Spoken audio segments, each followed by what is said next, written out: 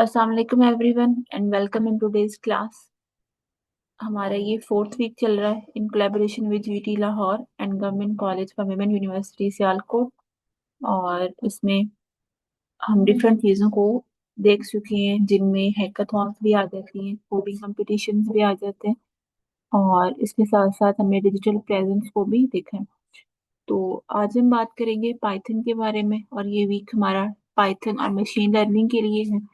तो इन डेज में 5 डेज में हम इन्हीं चीज़ों को देखेंगे। और प्रैक्टिस क्लास में if anyone want to present just for 10 to 15 minutes तो आप लोग कर सकते हैं। और बाकी आज ही क्लास हम स्टार्ट करते हैं। हमारे साथ मौजूद होंगे मैम सताइश फातिमा और सर मोहम्मद इम्तियाज, जो कि और सर अब्दुल्ला फितरत, जो हमें इन चीज़ों के बारे में नॉलेज प्रोवाइड करेंगे। और स्टार्ट करते हैं आज की क्लास। जी ma'am Sataish Fatima, first of all thank you for joining and over to you. वालेकुम। वालेकुम। काइंडली कंफर्म कीजिएगा कि मेरी स्क्रीन विजिबल है। जी मैम, आपकी स्क्रीन भी विजिबल है और आवाज़ भी क्लियर है। ओके।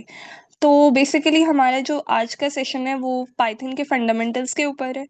और स्टार्ट करने से पहले मेरी आप लोगों से रिक्वेस्ट है कि अगर आप लोग मुझे फॉलो करना चाहते हैं तो you can follow me on LinkedIn as well as you can follow me on GitHub, और इसके अलावा मेरी कम्युनिटी है व्हाट्सएप पे, ठीक है, आप उसको भी फॉलो कर सकते हैं। स्टार्ट करते हैं। एज यू नो कि हम लोग जो है आज पाइथन के फंडामेंटल्स देखने वाले हैं। आप सब ने पाइथन के बारे में सुना होगा कि एक प्रोग्रामिंग लैंग्वेज है। लेकिन स्टार्ट करने से पहले I would like to go into a programming language के बेसिकली प्रोग्रामिंग लैंग्वेज होती क्या है, ठीक है। प्रोग्रामिंग लैंग्वेज हमारे पास, आपने डिफरेंट प्रोग्रामिंग लैंग्वेजेस के नेम सुने होंगे। पाइथन है, सी प्लस प्लस है, ठीक है। ये किस तरह से वर्क करती हैं? आपको पता है कि कंप्यूटर की एक स्पेसिफिक लैंग्वेज है जिसके अंदर वो हमारा ह्यूमन इंस्ट्रक्शंस को जो है वो अंडरस्टैंड करता है, ठीक है। और वो लैंग्वेज हमारे पास है बाइनरी लैंग्वेज। बाइनरी लैंग्वेज चूंकि हमारे पास जीरोस और वंस की फॉर्म में है, तो उसको थोड़ा सा इंटरप्रेट करना लाइक ह्यूमंस के लिए मुश्किल है, ठीक है। तो हम लोग एज अ ह्यूमन जो है इंस्ट्रक्शन देते हैं अपनी मशीन को, तो हम एक ऐसी लैंग्वेज में देते हैं जो कि मशीन उसको ट्रांसलेट कर सके, ठीक है। और वो जो हमारे पास लैंग्वेज है वो बेसिकली एक प्रोग्रामिंग लैंग्वेज है। प्रोग्रामिंग लैंग्वेज बहुत तरह की है, लेकिन जो हम आईकोड ग्रुप पे प्रेफर करते हैं और जो most widely use programming language इस टाइम पे चल रही है, दैट इज पाइथन। पाइथन क्या है कि इसमें जो भी ह्यूमंस जो है इंस्ट्रक्शंस देंगे वो ट्रांसलेटर के पास जाएंगी, या हम इंटरप्रेटर कह सकते हैं, कंपाइलर कह सकते हैं। कंपाइलर उसे जो है मशीन रीडेबल इंस्ट्रक्शंस में जो है वो कन्वर्ट करता है। मशीन रीडेबल इंस्ट्रक्शंस के बाद, मशीन रीडेबल इंस्ट्रक्शंस कौन सी हैं? बाइनरी लैंग्वेज ऑब्वियसली, ठीक है। तो फिर उसके बाद वो इंस्ट्रक्शंस हमारे पास मशीन की तरफ जाती हैं, और हमारा जो मशीन है या कंप्यूटर है वो उसको अंडरस्टैंड करता है कि ह्यूमन कहना क्या चाह रहे हैं। तो प्रोग्रामिंग लैंग्वेज आप कह सकते हैं कि एक मोड ऑफ कम्युनिकेशन है between human and a machine. अच्छा, अब आगे कंटिन्यू करते हैं। जो हमारी पाइथन प्रोग्रामिंग लैंग्वेज है, that was basically developed in 1991, ठीक है। और इसे माइक्रोसॉफ्ट के एक इंजीनियर ने डेवलप किया था, गाइडो वैन रोसम जिनका नाम है। और ये एक बहुत इंटरेस्टिंग चीज़ है, जब हम पाइथन का नाम सुनते हैं तो हमें लगता है कि ये जो है वो नेम्ड आफ्टर एन एनिमल है, लाइक एक स्नेक के नेम के ऊपर है। लेकिन this is completely a myth. Python जो है वो एक अमेरिकन कॉमेडी शो था उस टाइम पे। सॉरी, यूके के अंदर जो है एक कॉमेडी शो था, मोंटी पाइथन फ्लाइंग सर्कस। तो उसके नेम के ऊपर जो है पाइथन का नेम रखा गया है। अच्छा, अगर पाइथन के वर्जन्स की बात करें तो पाइथन जो है उसका जो उसको स्टार्ट किया गया था वो 1980s में स्टार्ट किया गया था, ठीक है। और 1994 में जो है हमारे पास उसका फर्स्ट वर्जन रिलीज हुआ था। फिर पाइथन 2.0 का जो वर्जन है वो 2000 में जाके रिलीज हुआ, और इस टाइम पे जो अभी तक चल रहा है वो पाइथन 3.0 के ही एक्सटेंडेड वर्जन है। 3.0.14 आई गेस चल रहा है अभी, ठीक है। तो हमारे पास अभी जो लेटेस्ट वर्जन है हम उसे ही देखने वाले मैं हैं। सॉरी आपको इंटरप्ट कर रही हूँ। अगर आप वो स्लाइड शो कर लें तो थोड़ा जूम हो जाएगा। चैट में रिस्पॉन्स आया। अच्छा, यहाँ पर स्लाइड शो आई गेस नहीं होगा। ओके, ठीक है, यहाँ पर है। हाँ जी। ओके। तो हमारे पास जो है पाइथन 3.0 जो है वो लेटेस्ट वर्जन है इस टाइम पे, और उसका ही एक्सटेंडेड वर्जन चल रहा है जिसको हम आज देखने वाले हैं। लेकिन पाइथन सीखने से पहले जो है कुछ इंपॉर्टेंट चीजें हैं जो कि मैं आपके साथ डिस्कस करना चाहती हूँ, वो ये है कि पाइथन क्यों इतनी वाइडली यूज की जा रही है। ठीक है, सबसे इसका जो मेन रीजन है ना, लाइक टेक मार्केट के अंदर या नॉन टेक बैकग्राउंड से भी आप में से बहुत से स्टूडेंट्स ऐसे होंगे जो कि नॉन टेक बैकग्राउंड से आ रहे हैं। ठीक है, तो पाइथन की पॉपुलैरिटी का रीजन ये है कि पाइथन बहुत इजी टू यूज है। अगर आप दूसरी प्रोग्रामिंग लैंग्वेजेस की बात करें, सी प्लस प्लस की बात करें, ठीक है, सी वगैरह की बात करें, तो वो थोड़ी सी टफ है अंडरस्टैंड करने में, और लिखने में भी, सीखने में भी एज अ बिगनर जो है वो डिफिकल्ट है। सेकेंडली एक चीज आती है हमारे पास कि पाइथन एक फ्री लैंग्वेज है। बहुत सी दुनिया में ऐसी लैंग्वेजेस हैं जो कि फ्री नहीं है, ओपन सोर्स लैंग्वेज है, लाइक इसका बहुत सा कोड जो है ऑनलाइन अवेलेबल है, you can easily learn. Third ये चीज है कि हमारे पास सबसे ज्यादा जो इस टाइम पे जॉब्स निकल के आ रही हैं, आपने आर्टिफिशियल इंटेलिजेंस, डेटा साइंस, ये सारी चीजें सुनी होगी कि इनमें बहुत ज्यादा जॉब्स हैं, ये वो वगैरह। इन सब की बेस क्या है? इन सब की बेस जो है वो पाइथन ही है। तो पाइथन जो है वो सीखने का मकसद हमारा सिर्फ और सिर्फ ये नहीं होना चाहिए कि लाइक हम लोग जो है वो बेसिक प्रोग्रामिंग सीख रहे हैं, बल्कि हमारा ये मकसद होना चाहिए कि हम इसमें आगे एक्सेल करें। आप आईकोड गुरु कम्युनिटी आप लोगों ने ज्वाइन की है, यहाँ पर बहुत से ऐसे स्टूडेंट्स हैं, ऐसे लर्नर्स हैं जो कि नॉन टेक बैकग्राउंड से उन्होंने पाइथन सीख के आगे बहुत एक्सेल किया है। तो हम कंटिन्यू करते हैं आज।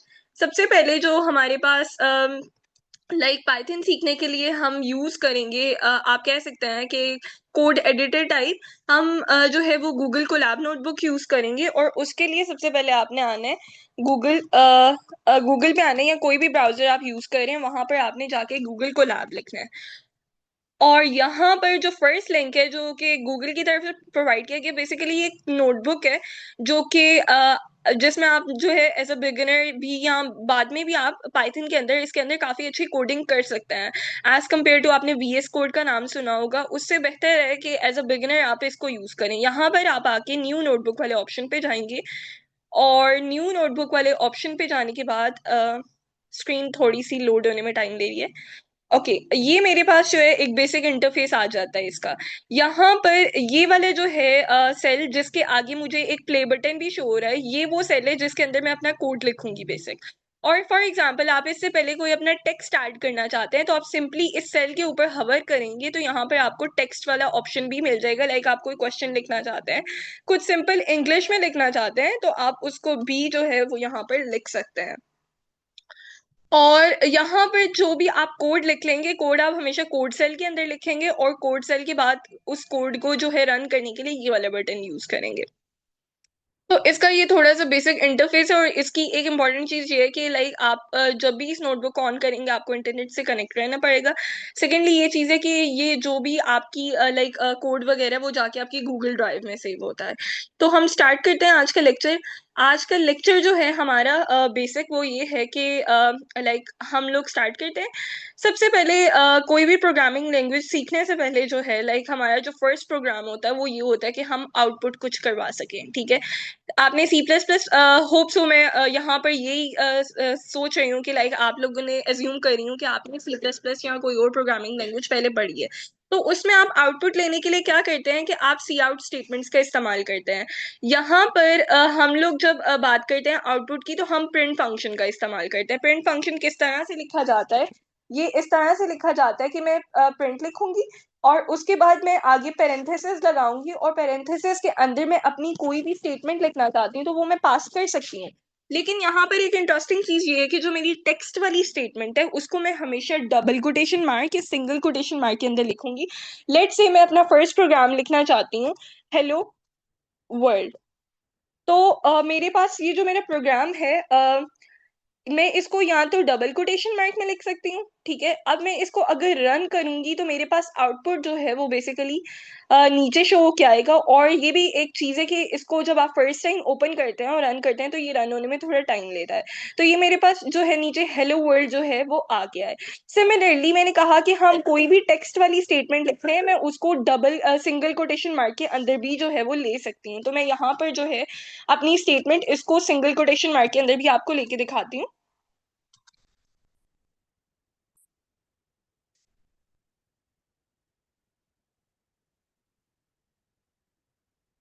और इस केस में अगर मैं दोनों स्टेटमेंट्स को प्रिंट करूँ तो मेरे पास हेलो वर्ल्ड और हेलो वर्ल्ड दोनों प्रिंट होके आ रहे हैं। अच्छा, अब इंटरेस्टिंग चीज ये है कि हम अगर कोई ऐसा फॉर्म का डेटा ले रहे हैं जो कि हमारे पास है नंबर्स की फॉर्म में, जिसको हम प्रोग्रामिंग लैंग्वेज में इंटीजर्स कहते हैं, या हमारे पास ऐसा डेटा है जो कि डेसिमल की फॉर्म में है, तो हम सिंपली प्रिंट फंक्शन के अंदर कोई कोटेशन मार्क नहीं लिखते। ठीक है, सिंपली हम अपना जो भी डेटा है, लाइक नंबर है 19, मैं उसको पास करना चाहती हूँ, मैं चाहती हूँ आउटपुट में मेरे पास शो हो, तो उसके लिए मैं सिंपली 19 लिखूंगी। और अगर मेरे पास कोई फ्लोटिंग नंबर है, जिसको हम लोग प्रोग्रामिंग लैंग्वेज में बेसिकली फ्लोटिंग कहते हैं, अगर मैं चाहती हूँ मेरे पास वो शो, ठीक है, और वैसे रियल वर्ल्ड लैंग्वेज में हम उसको डेसिमल नंबर बोलते हैं, तो उसके लिए मैं सिंपली उसको प्रिंट फंक्शन के अंदर पास करूंगी, तो मेरे पास 19 और 34.5 प्रिंट होके आ जाएगा। अच्छा, अब यहाँ पर एक इंटरेस्टिंग चीज ये है कि फॉर एग्जाम्पल मेरे पास 3-4 स्टेटमेंट्स है, हर प्रिंट एक मैंने प्रिंट फंक्शन लिखा, उसके अंदर एक स्टेटमेंट लिखी है hello world welcome to Python programming coding journey. ठीक है, एक स्टेटमेंट लिखी welcome to Python programming, third statement लिखी कोडिंग जर्नी। तो अब ये जो है, अगर आप सी प्लस प्लस की बात करें तो हम, अच्छा नहीं, इसको प्रिंट करके देखते हैं कि लाइक ये किस तरीके से प्रिंट हो रही है। जो मैंने फर्स्ट स्टेटमेंट लिखी है प्रिंट के अंदर, वो फर्स्ट लाइन में प्रिंट हुई, सेकंड स्टेटमेंट जो है वो सेकंड लाइन में प्रिंट हुई, और थर्ड स्टेटमेंट जो है वो थर्ड लाइन में प्रिंट हुई। अच्छा, अब यहाँ पर एक इंटरेस्टिंग चीज ये है कि आप में से किसी को न्यू लाइन पे, सी प्लस प्लस में न्यू लाइन में जब हम मूव करते हैं तो उसके लिए हम कुछ लिखते हैं। ठीक है, क्या आप चैट में रिस्पॉन्स कर सकते हैं कि हम क्या लिखते हैं?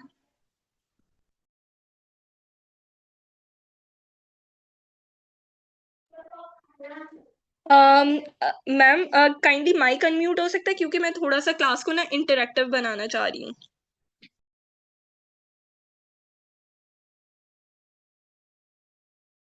अच्छा, हाँ जी, चार्ट में आ गया कि हम या तो बैक स्लैश एन लगा सकते हैं या एंडल लगा सकते हैं, लेकिन अगर आप यहाँ पर देखें तो मैंने ना तो कोई बैक स्लैश एन लगाया है किसी भी प्रिंट स्टेटमेंट के बाद, और ना ही मैंने कोई एंडल लगाया है। ठीक है, यानी कोई न्यू लाइन के लिए मैंने कोई वो यूज ही नहीं किया चीज। तो एक चीज आपने याद रखनी है कि प्रिंट के फंक्शन के अंदर हम कुछ भी स्टेटमेंट लिखें, उसके बाद अगर हम न्यू प्रिंट का फंक्शन लिख रहे हैं तो वो बाय डिफॉल्ट जो है वो नई लाइन पे प्रिंट होगा। तो ये चीज आपने याद रखनी है। अच्छा, उसके बाद एक चीज ये है कि हम लोगों के पास ये तो चीजों की बाय डिफॉल्ट बिहेवियर है प्रिंट फंक्शन का। अगर फॉर एग्जांपल मैं चाहती हूँ कि मेरे पास जो है वो न्यू एक स्टेटमेंट है, मैं उसको लाइक मेरे पास ये 3 स्टेटमेंट्स हैं, हेलो पाइथन, हेलो ईमान और हेलो माहम। ठीक है, मैं चाहती हूँ ये तीनों स्टेटमेंट अलग अलग लाइन पे प्रिंट हो, तो उसके लिए मैं सी प्लस प्लस की तरह ही बैक स्लैश एन जो है यहाँ पर लिखूंगी, जिसको मैं न्यू लाइन कैरेक्टर बोलती हूँ। लाइक न्यू लाइन के लिए ये मेरे पास जो है वो कैरेक्टर है, और अगर मैं इसको यहाँ पर प्रिंट करूँ तो ये मेरे पास हेलो पाइथन, हेलो ईमान और हेलो माहम जो है वो प्रिंट होके आ जाएगा। सिमिलरली मेरे पास एक और जो है वो स्पेस आप कह सकते हैं टैब की स्पेस होती है। कोई मुझे बता सकता है कि टैब की स्पेस जो है वो वो कितनी स्पेसेस के इक्वल होती है? 8 characters.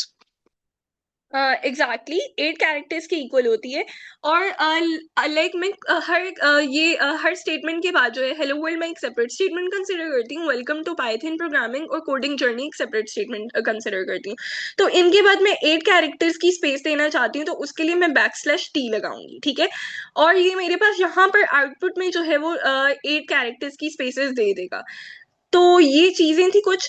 अच्छा, अब एक इंटरेस्टिंग चीज ये है कि जब आप दूसरी प्रोग्रामिंग लैंग्वेजेस में कोड लिख रहे होते हैं, लाइक सी प्लस प्लस में, तो आपको इस चीज से फर्क नहीं पड़ रहा होता कि लाइक मतलब आप एक लाइन के बाद कितनी स्पेस दे रहे हैं। ठीक है, या आपने कोई बॉडी डिफाइन की है। ठीक है, उसके बाद आपने स्पेसेस, मतलब आप अपनी मर्जी से कोई भी स्पेस दे सकते हैं। ठीक है, तो स्पेसेस का एसेट सी प्लस प्लस में कोई अफेक्ट नहीं पड़ता, लेकिन पाइथन के अंदर जो है वो हम लोग कहते हैं कि पाइथन जो है इसके अंदर स्पेसेस का अफेक्ट होता है।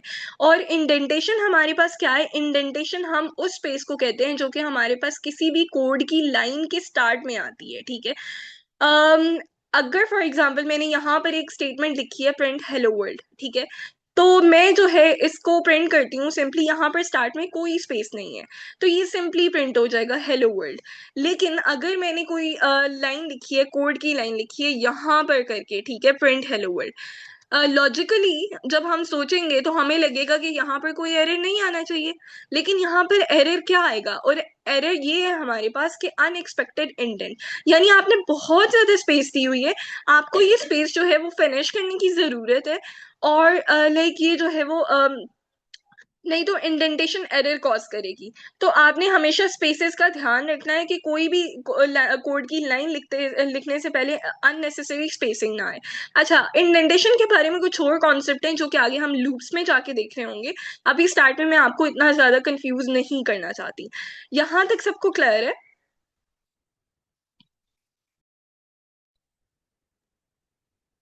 आप चैट पे रिस्पॉन्स कर सकते हैं। ओके, कंटिन्यू करते हैं आगे। हमारे पास जो है हर प्रोग्रामिंग लैंग्वेज में कमेंट्स होते हैं। कमेंट्स क्या है? कमेंट्स हमारे पास हमारे कोड का वो पार्ट होते हैं जो हम कोड लिखते हुए जो है वो उसमें ऐड करते हैं, लेकिन ये कभी भी जो है वो एग्जीक्यूट नहीं होते। लाइक जब हमारा कोड रन कर रहा है तो कभी भी ये पार्ट जो है कोड का वो एग्जीक्यूट नहीं होगा। रियल वर्ल्ड में कमेंट्स क्या है? रियल वर्ल्ड में अगर हम लाइक किसी ने वीडियो पोस्ट की, उसके नीचे कमेंट्स ऐड करते हैं। कमेंट्स क्या है? हम अपना ओपिनियन दे रहे हैं, ठीक है। इसी तरह प्रोग्रामिंग लैंग्वेज के अंदर जब हम कोई प्रोग्राम लिख रहे होते हैं, लेट से आपने वो प्रोग्राम कोई 1-2 साल बाद खोल के देखा, ठीक है, आपको नहीं याद उसमें क्या हो रहा है, अगर आपने उसमें कमेंट्स ऐड किए हैं तो आप अंडरस्टैंड कर पाओगे कि ये जो है कोड मेरा, हर लाइन से पहले अगर आपने कमेंट ऐड किया है तो आप समझ पाओगे कि ये मेरा कोड क्या कर रहा है, ठीक है। कमेंट्स क्या है कि कमेंट्स सिर्फ और सिर्फ ह्यूमन की रीडेबिलिटी के लिए ऐड किए जाते हैं और इंसान उसको समझ सकते हैं, लेकिन वो हमारे कोड के अंदर कभी भी एग्जीक्यूट नहीं होंगे। आप समझ सकते हैं कि ये कोई ऐसी टेक्सचुअल स्टेटमेंट है जो कि हम ऐड करते हैं ताकि ये जो है हम लोग कोड को समझ सकें।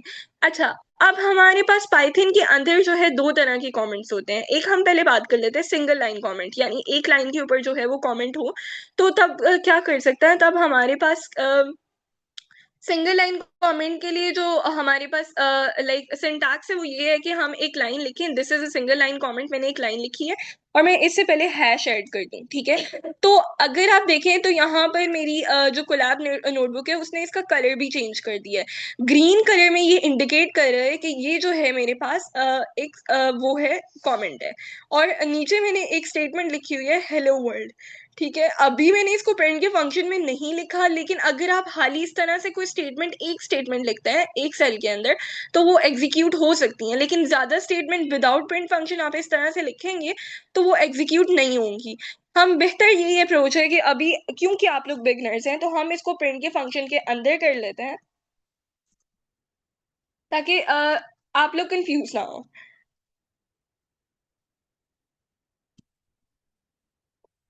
अच्छा, अब यहाँ पर मेरे पास क्या मेरे पास जैसे सिंगल लाइन कमेंट रन करते हुए कोड को एग्जीक्यूट होगी?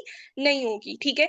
तो इस चीज से मुझे समझ आ जाएगा कि क्योंकि ये मेरे आउटपुट में नहीं आ रही तो ये कमेंट है, और जो हेलो वर्ल्ड है वो मेरे आउटपुट में आ रहा है तो वो जो है कमेंट नहीं है। अच्छा, यहाँ पर हम कमेंट किसी भी लैंग्वेज में ऐड कर सकते हैं, हम अपनी लैंग्वेज में भी, उर्दू में भी कमेंट्स को ऐड कर सकते हैं, ऐसा कोई रेस्ट्रिक्शन नहीं है। उसके बाद हम बात कर लेते हैं मल्टी लाइन कमेंट्स की। कभी कभार हम अपने कोड को एक्सप्लेन करने के लिए एक लाइन से ज्यादा भी जा सकते हैं, तो उसके लिए हम मल्टी लाइन कमेंट्स का इस्तेमाल करते हैं। कोई मुझे बता सकता है कि सी प्लस प्लस में जो है मल्टी लाइन कमेंट्स के लिए हमारे पास क्या सिंटैक्स होता है? backslash static, then in last static backslash. Okay, अच्छा, हमारे पास पाइथन के अंदर एज कोई भी मल्टी लाइन कमेंट्स के लिए वो सिंटैक्स नहीं है। ये एक बहुत अजीब चीज है, लेकिन दिस इज ट्रू। तो फिर सवाल पैदा होता है कि आप एक लाइन से ज्यादा का कमेंट लिख रहे हैं तो आप कैसे लिखेंगे? उसके लिए एक शॉर्टकट है आपके पास। मैं इसको अनकमेंट करती हूँ। लाइक मेरे पास ये कमेंट है, this is a comment that spans multiple line using hash symbol, एक लाइन से ज्यादा का है, ठीक है। तो मैं इस केस में क्या करूंगी, इन सबको सेलेक्ट करूंगी, कंट्रोल ए करके सेलेक्ट करूंगी, और उसके बाद मेरे पास एक शॉर्टकट है मेरे कीबोर्ड पे, कंट्रोल और फॉरवर्ड स्लैश, ठीक है। जैसे मैं उसको प्रेस करूंगी तो मेरे पास सारी की सारी सिलेक्टेड लाइंस जो है वो कमेंट आउट हो जाएंगी। यहाँ पर मैंने ये यहाँ पर ऐड भी कर दी है कि लाइक आप कंट्रोल प्लस फॉरवर्ड स्लैश करके जो है वो शॉर्टकट है, ये आप कितनी भी एक लाइन को भी कमेंट आउट कर सकते हैं, मल्टीपल लाइन को भी कमेंट आउट कर सकते हैं, और लाइक आप बहुत सी लाइन को अनकमेंट करना चाहते हैं तो उसके लिए भी आप सारी लाइंस सेलेक्ट करेंगे और कंट्रोल और फॉरवर्ड स्लैश दोबारा प्रेस करेंगे तो ये अनकमेंट हो जाएगा। अच्छा, बहुत जगहों पे आपको जो है कमेंट करने के लिए पाइथन के अंदर लाइक कमेंट लिखने के लिए आपको इस तरह का सिंटैक्स शो हो रहा होगा कि 3 कोटेशन मार्क्स होंगे, ठीक है, और उसके अंदर कमेंट लिखा होगा। यहाँ फिर मैं इसी को कॉपी करती हूँ और मैं आपको दिखाती हूँ कि लाइक ये किस तरह से यहाँ पे मेरे पास हो सकता है कि आपके पास इस तरह से भी हो कि 3 डबल कोटेशन मार्क हो, ठीक है, और ये जो है मेरे पास लाइक इस 2 तरीकों से कमेंट हो। अगर मैं इस पार्ट ऑफ कोड को रन करूं तो मेरे पास ये जो है वो रन हो रहा है, जबकि हमने कमेंट के बारे में पढ़े कि ये तो एग्जीक्यूट ही नहीं होना चाहिए। तो ये एग्जीक्यूट कैसे हो रहा है? अच्छा, ये मोस्टली जो है हम लोग इस तरह की कमेंटिंग तब यूज करते हैं जब हमारे पास पाइथन की डॉक्यूमेंटेशन होती है, ठीक है, तो वहां पर जो है लाइक ऑफिशियल पाइथन के बारे में हम कुछ लिख रहे हैं, तो उस डॉक्यूमेंटेशन के अंदर कमेंट्स को रिप्रेजेंट करने के लिए ये तरीका है, लेकिन ना ये यहाँ पे कोलैब नोटबुक में वर्क करता है, और वीएस कोड में कभी कभी जो है ये वर्क करता है, और समटाइम्स इट आपको थोड़ा सा लाइक प्रॉब्लम फेस करना पड़ता है कि ये कोड के साथ ही एग्जीक्यूट हो रहा होता है। तो बेहतर प्रैक्टिस ये है कि आप इस तरह तरीके को यूज ना करें, बल्कि आप जो है वो ये शॉर्टकट इस्तेमाल कर लें, कंट्रोल प्लस फॉरवर्ड स्लैश। अच्छा, उसके बाद हम मूव करते हैं रिजर्व वर्ड्स के ऊपर। हर प्रोग्रामिंग लैंग्वेज में कुछ ना कुछ कीवर्ड्स होते हैं, लाइक अगर हम सी प्लस प्लस में बात करें तो हमारे पास इफ जो है वो एक कीवर्ड है, ठीक है, कंडीशनल स्टेटमेंट्स के लिए हम इफ का वर्ड यूज करते हैं, वो एक कीवर्ड है। अब कीवर्ड क्या होते हैं? कीवर्ड का कोई ना कोई स्पेसिफिक मीनिंग होता है, ठीक है, इसके बैकएंड पे कोई ना कोई काम इसको असाइन किया गया है। जब प्रोग्रामिंग लैंग्वेज ये लिखी गई तो इस वर्ड को कोई ना कोई काम असाइन किया गया कि जब भी तुम्हें लिखा जाएगा कोड के अंदर तो तुमने ये स्पेसिफिक काम परफॉर्म करना है, ठीक है। अब कीवर्ड्स जो है प्री डिफाइंड रिजर्व वर्ड्स होते हैं, used in Python programming language and has a special meaning to interpreter। ये इनका जो है स्पेशल मीनिंग होता है कोई ना कोई, और हम इन वर्ड्स को वेरिएबल के नेम के तौर पे, फंक्शन के नेम के तौर पे, या किसी आइडेंटिफायर के नेम के तौर पे यूज नहीं कर सकते। यहाँ पर वेरिएबल नेम, फंक्शन नेम क्या है इसको आगे चल के डिस्कस करते हैं, हमने यहाँ पर कंफ्यूज बिल्कुल भी नहीं होना, ठीक है। ये सिर्फ और सिर्फ जो है ये कीवर्ड्स हमारी प्रोग्रामिंग लैंग्वेज का सिंटैक्स डिफाइन करता है। तो कीवर्ड्स देख लेते हैं। पाइथन के अंदर ये कुछ कीवर्ड्स हैं जो कि टेबल के अंदर दिए गए हैं, और पाइथन जो है हमारे पास एक मॉड्यूल भी प्रोवाइड करता है कीवर्ड के नाम से। अब मॉड्यूल क्या है आपने अभी इसकी डिटेल में नहीं जाना। मॉड्यूल आप कह सकते हैं कि एक फाइल है जिसके अंदर सारे के सारे कीवर्ड्स जो है बैकएंड पे जो है वो हमारे पास जो प्रोग्रामिंग लैंग्वेज लिखी गई तो सारे के सारे कीवर्ड जो है एक सेपरेट फाइल के अंदर रखे गए, और उस फाइल के अंदर जो है हम लोग क्या कर रहे हैं कि मतलब सारे कीवर्ड्स पाइथन के डिफाइंड है। अब कितने कीवर्ड्स हैं वो भी देख लेते हैं। सबसे पहले कोई भी मॉड्यूल आपने इंपोर्ट करना होता है तो आप पहले इंपोर्ट लिखते हैं। इंपोर्ट का कीवर्ड ये भी एक हमारे पास कीवर्ड है। अगर मैं ऊपर जाऊं तो यहाँ पर मेरे पास इंपोर्ट जो है वो एक कीवर्ड है, किसी भी मॉड्यूल को बुलाने के लिए यूज होता है, और आगे मैं कीवर्ड लिखूंगी। उसके बाद जो है इस लाइन को अभी के लिए कमेंट आउट कर देते हैं, और ये लाइन जो है मेरे पास इसको जो है वो अनकमेंट करते हैं, और आपने कीवर्ड डॉट के डब्ल्यू लिस्ट लिखना है। अगर मैं इसको रन करती हूँ तो मेरे पास ये सारे के सारे जो कीवर्ड्स हैं जो पाइथन के अंदर होते हैं वो सारे प्रिंट होके आ गए हैं। उसके बाद अगर मैं चाहूँ कि मैं देखना चाहती हूँ कि बेसिकली कितने कीवर्ड्स हैं, अब मैं ये सारे के सारे कीवर्ड्स नहीं रीड कर सकती, ठीक है, तो मैं लेंथ चेक करने के लिए जो है यहाँ पर LEN लिखूंगी और ब्रैकेट के अंदर क्या पास करूंगी, कीवर्ड डॉट के डब्ल्यू लिस्ट, ठीक है। ये जो है बेसिकली मैं इसको कमेंट आउट कर देती हूँ अभी, और मेरे पास टोटल जो है वो 35 कीवर्ड्स हैं। अब कीवर्ड्स के बारे में एक इंटरेस्टिंग चीज आपने याद रखनी है। किसी को वेरिएबल का कॉन्सेप्ट पता है?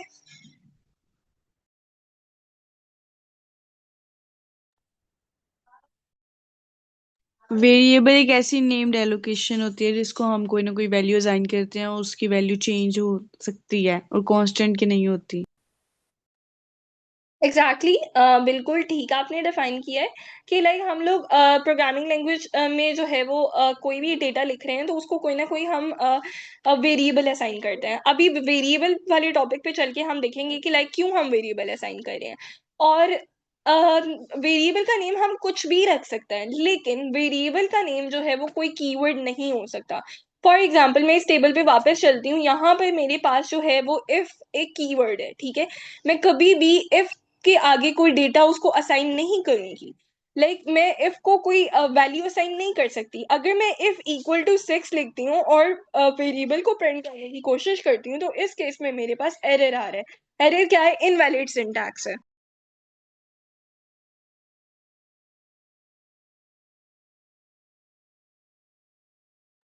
अच्छा, ओके। लेकिन यहाँ पर हमारे पास अगर कोई फंक्शन है, जैसे प्रिंट फंक्शन है, ठीक है। मैं प्रिंट को कोई वो असाइन करूंगी वैल्यू, तो मेरे पास वो प्रिंट होगी। अगर मैं इसको रन करती हूँ तो मेरे पास हेलो जो है वो प्रिंट होके आएगा। मैं इसको नीचे दोबारा जो है वो प्रिंट को लिखती हूँ इस तरह से, ठीक है। तो मेरे पास कोई एरर नहीं आएगा, ये रन करेगा। तो ये एक चीज़ है कि आप फंक्शंस के नेम्स को वैल्यू असाइन कर सकते हैं, लेकिन आप कभी भी किसी कीवर्ड को वैल्यू असाइन नहीं कर सकते हैं। अच्छा, अब पाइथन के अंदर 4 ऐसे कीवर्ड्स हैं जो कि सॉफ्ट कीवर्ड्स हैं। सॉफ्ट कीवर्ड्स क्यों हैं उनको देखते हैं अभी। इनमें आते हैं मैच है, केस है, ठीक है, और ये अंडरस्कोर है और टाइप है। ये चारों जो है मेरे पास सॉफ्ट कीवर्ड्स हैं। ये स्पेसिफिक कंडीशंस के अंदर एज अ कीवर्ड एक्ट करते हैं, वरना हम इनको कोई वैल्यू भी असाइन कर सकते हैं। फॉर एग्जाम्पल मैंने यहाँ पर टाइप इक्वल टू 1 लिखा, ठीक है, और प्रिंट किया टाइप को, तो ये मेरे पास 1 जो है इसकी वैल्यू प्रिंट होगी। अच्छा, ओके। What's the issue?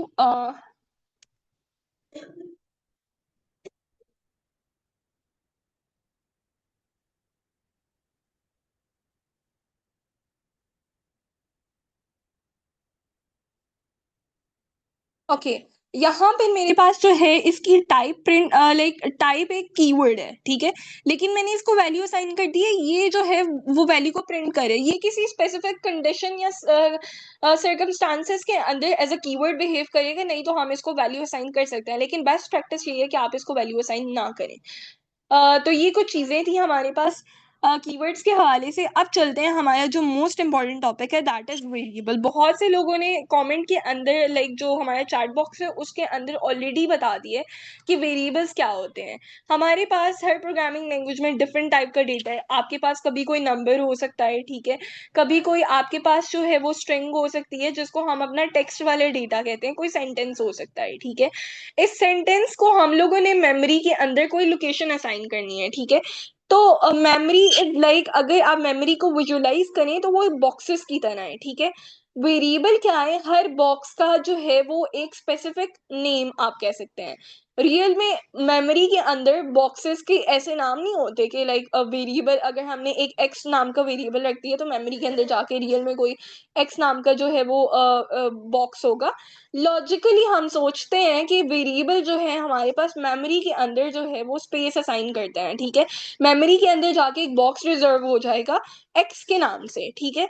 और उस एक्स के अंदर हम जो भी डेटा स्टोर कराएंगे, लेट से मैं एक्स के अंदर जो है वो एक आप कह सकते हैं एक वैल्यू स्टोर कराती हूँ 12। तो वो मेरे पास किस तरह से होगी मैं यहाँ पर ड्रॉ करके आपको दिखाती हूँ।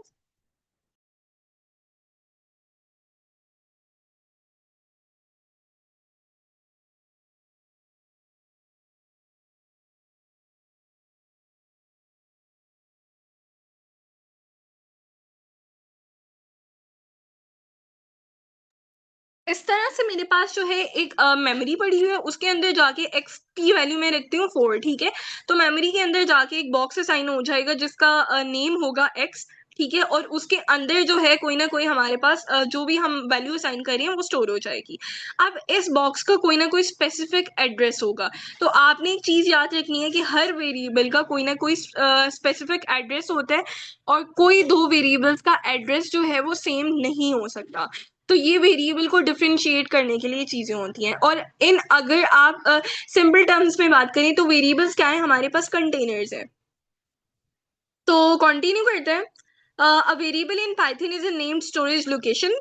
ठीक है, ये एक स्टोरेज लोकेशन है जिसका कोई ना कोई स्पेसिफिक नेम है। कहाँ पर है? ये मेमोरी के अंदर है, जो कि कुछ ना कुछ डेटा होल्ड करेगी। डेटा किस टाइप का हो सकता है? नंबर हो सकती है, स्ट्रिंग हो सकती है। ये अभी आपने लिस्ट और ऑब्जेक्ट के नाम से कंफ्यूज नहीं होना है, इसको हम आगे डिस्कस कर रहे होंगे। लेट्स से मैं यहाँ पर जो है वो एक वेरिएबल जिसकी मैंने एग्जांपल दी थी मामा ज्वेलरी x बहुत जबरदस्त थी, बहुत सॉरी, जबरदस्त। किसी का कोई क्वेश्चन है?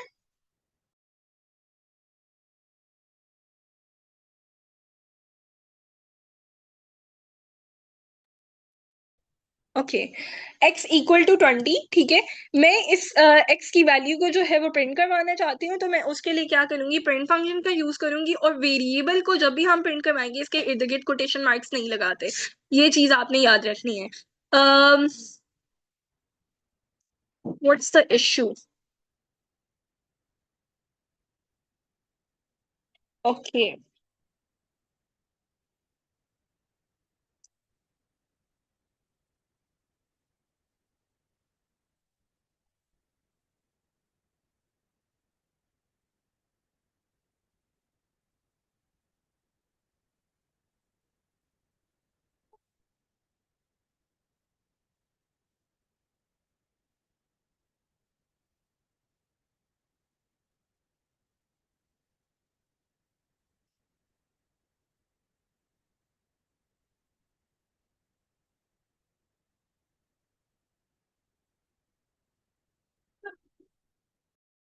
अच्छा, आई गेस यहाँ पर ना कुछ पहले से एरर आ रहा है, तो इसको देखते हैं क्या मसला है। अभी किसी और के लिए कंटिन्यू करते हैं। इसी एग्जांपल को ले लेते हैं। मैंने एक वेरिएबल बनाया फ्रूट, ठीक है, और इसके अंदर एक मैंने स्ट्रिंग डेटा टाइप रखी है, टेक्स्ट टाइप डेटा रखी है। ठीक है, उसको मैंने कोटेशन मार्क में ले लिया और प्रिंट फ्रूट किया जब, तो मेरे पास ये जब रन होगा। ओके, इसको दोबारा करते हैं।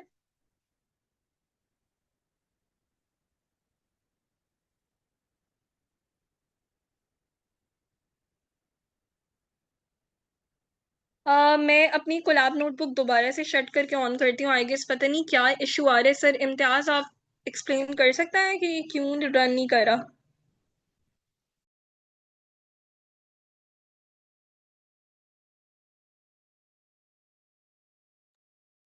सर इम्तियाज, आप हैं यहाँ पर?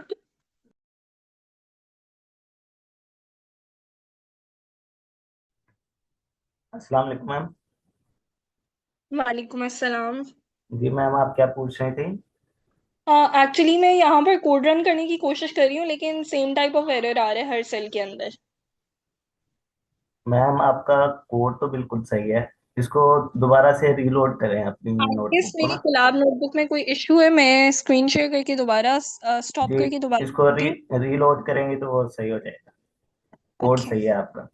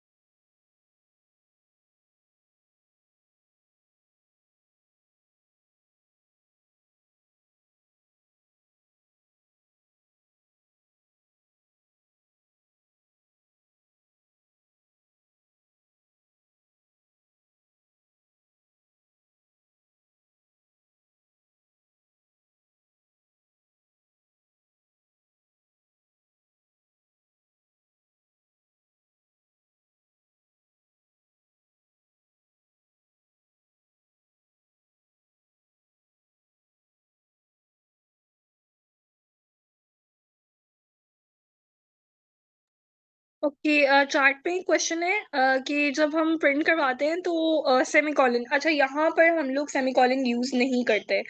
मैं न्यू फाइल ओपन करने लगी हूँ। मेरी ये फाइल जो है ना एक्चुअली क्रैश कर गई है, लेकिन उसमें बहुत सी चीजें हैं ना ऐसी हैं जो कि जो फाइल में अभी ओपन करने लगी हूँ उसमें बहुत सी चीजें बिगनर फ्रेंडली नहीं है, तो हम उसको स्किप करेंगे और कंटिन्यू करते हैं।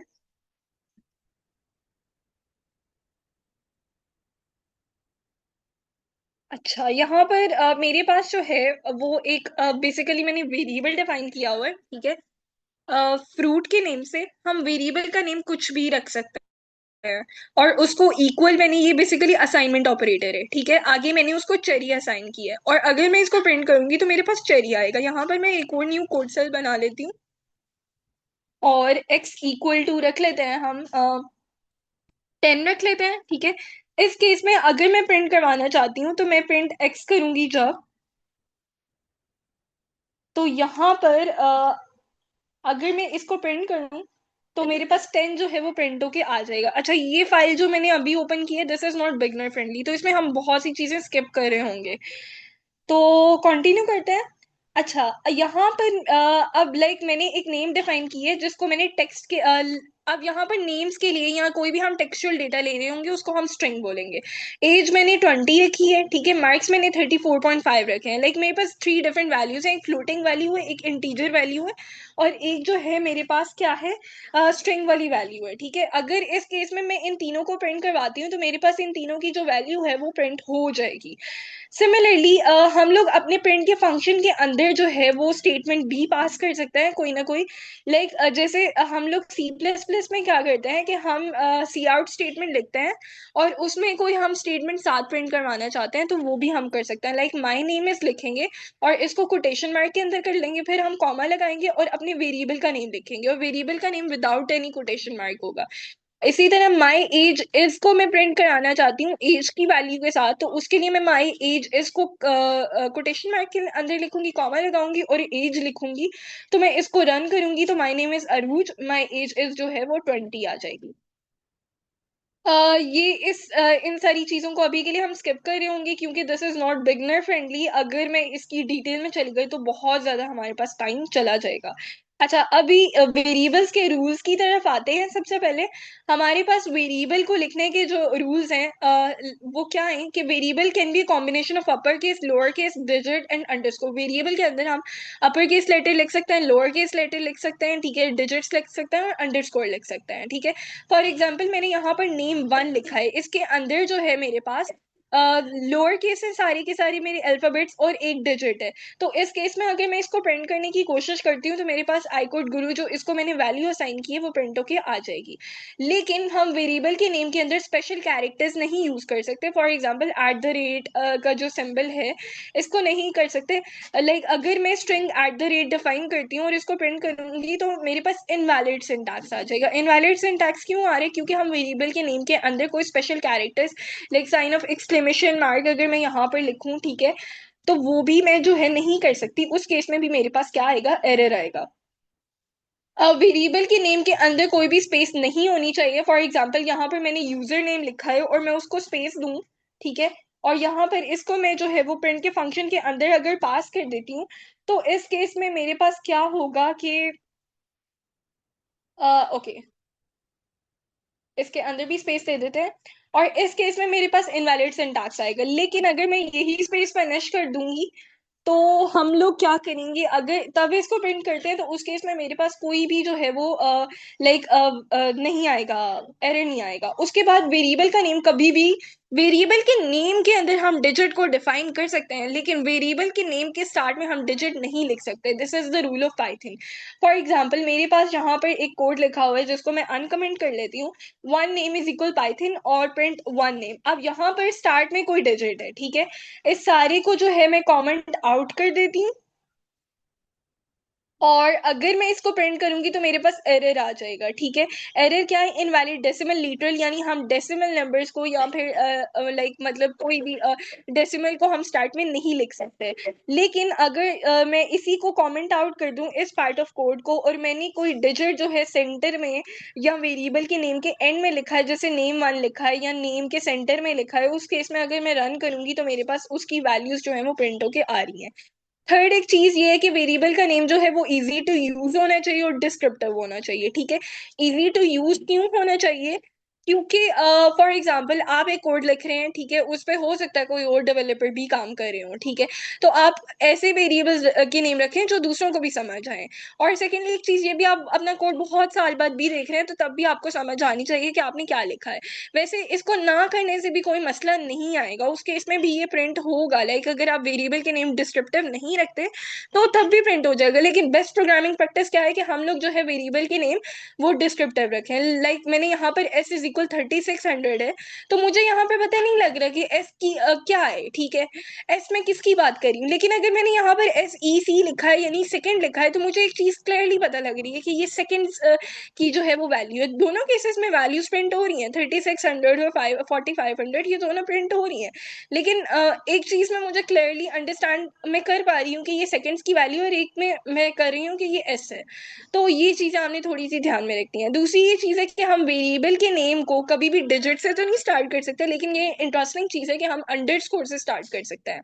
लेकिन मैंने अंडरस्कोर फ्रूट के नाम से एक वेरिएबल बनाया है जिसके अंदर वैल्यू एप्पल स्टोर कराई है। तो इस केस में अगर मैं इसको प्रिंट करूंगी तो मेरे पास एप्पल जो है वैल्यू वो प्रिंट होकर आ जाएगी। अच्छा, अब यहाँ पर हम रिजर्व वर्ड्स और कीवर्ड्स की बात कर लेते हैं। वही वाली बात जो मैंने की थी कि हम कभी भी कीवर्ड्स को कोई वैल्यू असाइन नहीं कर सकते।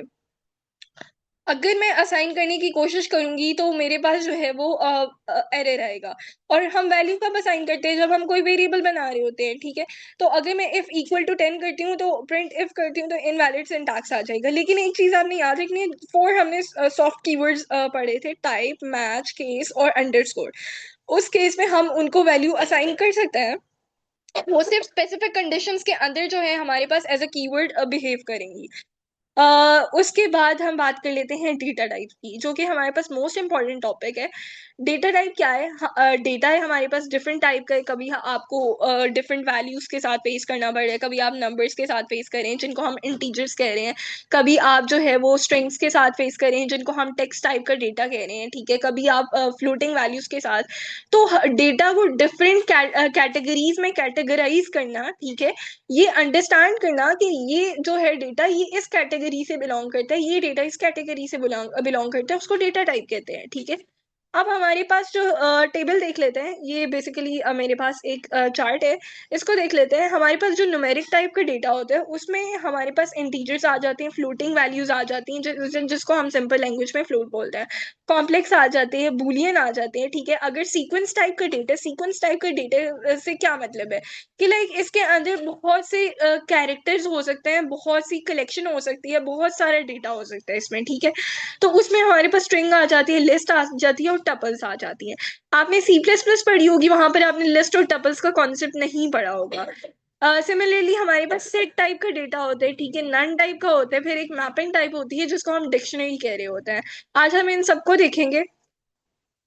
सबसे पहले बात कर लेते हैं हम अपनी न्यूमेरिक टाइप के टाइप फंक्शन की भी बात कर लेते हैं। पहले हम देख लेते हैं, लाइक मेरे पास x के अंदर, x एक वेरिएबल है, इसके अंदर मैंने 5 लिखा है, ठीक है। इंटीजर टाइप का डेटा मेरे पास, ठीक है। एक नंबर है, तो सिंपल नंबर के लिए हम इसको क्या बोलते हैं? इंटीजर बोलते हैं। इसको मैं प्रिंट करूंगी तो 5 आ जाएगा। अब यहाँ पर मैं क्या करती हूँ कि यहाँ पर टाइप फंक्शन का इस्तेमाल कर लेते हैं। टाइप के अंदर जो है, अभी प्रिंट फंक्शन को वो जो है रिमूव कर देती हूँ मैं। टाइप फंक्शन के अंदर अगर मैं अपने वेरिएबल को पास करूंगी तो वो मुझे इसकी डेटा टाइप भी बता देगा कि इसके अंदर जो वैल्यू पड़ी हुई है इस वेरिएबल के अंदर, वो वैल्यू जो है उसकी डेटा टाइप क्या है, ठीक है। तो इस केस में मैं अपना टाइप फंक्शन लिखती हूँ और x लिखती हूँ, या तो मैं इसको किसी और वेरिएबल में रख सकती हूँ, ठीक है, y इज इक्वल रख लेते हैं, और मैं उस वेरिएबल को जो है वो प्रिंट करवा दूंगी। इस केस में मेरे पास एक बार जो है इस x के लिए 5 प्रिंट होगा और इस y के लिए जो है उसकी डेटा टाइप प्रिंट होगी। 5 और क्लास क्या है इस डेटा की, वो है इंटीजर। तो इंटीजर किस लिए यूज हो रहा है? न्यूमेरिक डेटा टाइप के लिए, ठीक है। सिमिलरली मेरे पास यहाँ पर क्या हो रहा है, यहाँ पर मेरे पास एक पहले तो हमारे पास वैल्यू प्रिंट हो रही है, ठीक है। उसके बाद उसकी डेटा टाइप प्रिंट करना चाह रहे हैं, तो मेरे पास 20.5 और 25.5 जो है वो एक फ्लोट वैल्यू होती है, ठीक है। तो वो फ्लोट मेरे पास जो है डेटा टाइप दे देगा। सिमिलरली हमारे पास कॉम्प्लेक्स डेटा टाइप होती है। आपने मैथ्स के अंदर इमेजिनरी नंबर्स पढ़े होंगे, ठीक है, जिसमें आपने 1 प्लस एओटा इस तरह की चीजें पढ़ी होंगी। तो उसके लिए जो है ना, हम उस स्पेसिफिक टाइप ऑफ डेटा के लिए जो है हम वो कॉम्प्लेक्स को यूज करते हैं। और कॉम्प्लेक्स नंबर कैसे डिफाइन होता है? हम कोई भी इमेजिनरी पार्ट को, लेट से मेरे पास एक नंबर है, मैं यहाँ पर लिख लेती हूँ 1 प्लस एओटा, ठीक है। मैथ्स की बात कर लेते हैं। तो मेरे पास ये पार्ट जो है वो रियल पार्ट होता है और ये इमेजिनरी पार्ट होता है, ठीक है। लेकिन अगर मैं प्रोग्रामिंग के अंदर यही काम करना चाहती हूँ, तो मैं प्रोग्रामिंग के अंदर इसको कैसे करूंगी? मैं ऐसे करूंगी कि 1 प्लस 1 जे, ठीक है। ये जो जे है मेरे पास स्पेसिफाई कर देगा, या हाल ही में जे भी लिख सकती हूँ, ये मेरे पास जे स्पेसिफाई कर देगा कि ये पार्ट जो है ये इमेजिनरी पार्ट है, ये कोई एओटा वाला पार्ट है, और ये पार्ट जो है मेरे पास रियल पार्ट है। तो ये हमारे पास इस पूरी की जो डेटा टाइप बताएगा वो बताएगा कॉम्प्लेक्स डेटा टाइप बताएगा। तो ये चीजें आपने थोड़ी सी जहन में रखनी है। अच्छा, अब अगर मैं इसकी जो है वो यहाँ पर एक क्वेश्चन आ सकता है कि क्या हम जब लेफ्ट साइड में भी तो हम वेरिएबल का नेम जे रख सकते हैं ना, ठीक है। राइट साइड में मेरे पास जे है, तो वो किस तरह से उसको इंटरप्रेट करेगा, अंडरस्टैंड कैसे करेगा? एक चीज आपने याद रखनी है कि जब भी वो लेफ्ट साइड में देखेगा ना, असाइनमेंट ऑपरेटर इसको देखेगा इक्वल के साइन को। इसके लेफ्ट साइड में अगर जे है हमारे पास, तो वो इसको एज अ वेरिएबल नेम लेगा। और अगर राइट साइड में जे है, तो वो इसको एज अ कॉम्प्लेक्स के तौर पे लेगा कि ये हमारे पास कॉम्प्लेक्स के सिंटैक्स को डिफाइन कर रहा है। अब यहाँ पर मैं इसकी जो है वो टाइप भी प्रिंट कर देती हूँ, ठीक है। टाइप अगर मैं इसकी प्रिंट करूंगी तो इस केस में मेरे पास कॉम्प्लेक्स टाइप आएगी और 1 जे जो है प्रिंट होके आ जाएगा। सिमिलरली मेरे पास जो है वो एक वेरिएबल है एक्स, इसके अंदर आई कोड गुरु लिखा हुआ है, ठीक है। प्रिंट मैंने क्या करवाना है? एक्स करवाना है, और मैं इसकी डेटा टाइप भी प्रिंट करवा देती हूँ, ठीक है। इस कोड को अभी के लिए हम कॉमेंट आउट कर देते हैं। मैं जब इसको प्रिंट आउट करूंगी तो मेरे पास जो है वो क्लास str और आई कोड गुरु जो है वो प्रिंट होके आ जाएगा। अच्छा, अब यहाँ पर मैं इस सारे पार्ट को जो है थोड़ा सा अनकमेंट कर देती हूँ और इसको भी पढ़ते हैं। आपने सी प्लस प्लस पढ़ी होगी। सी प्लस प्लस में हम सिंगल कैरेक्टर के लिए जो है कैर डेटा टाइप यूज करते हैं, लेकिन पाइथन के अंदर सिंगल कैरेक्टर भी जो है वो स्ट्रिंग के तौर पे जो है वो यूज होगा, लाइक स्ट्रिंग के तौर पे उसको इंटरप्रेट करेगा। पाइथन के अंदर कैर डेटा टाइप के नाम से कोई डेटा टाइप है ही नहीं है, वो सिंगल कैरेक्टर को भी एक स्ट्रिंग कंसिडर करेगा। तो मेरे पास y इक्वल टू सी है। तो अगर मैं इस केस में इसकी टाइप प्रिंट कराऊं, तो मेरे पास इसकी टाइप जो है वो str आएगी, यानी स्ट्रिंग आएगी।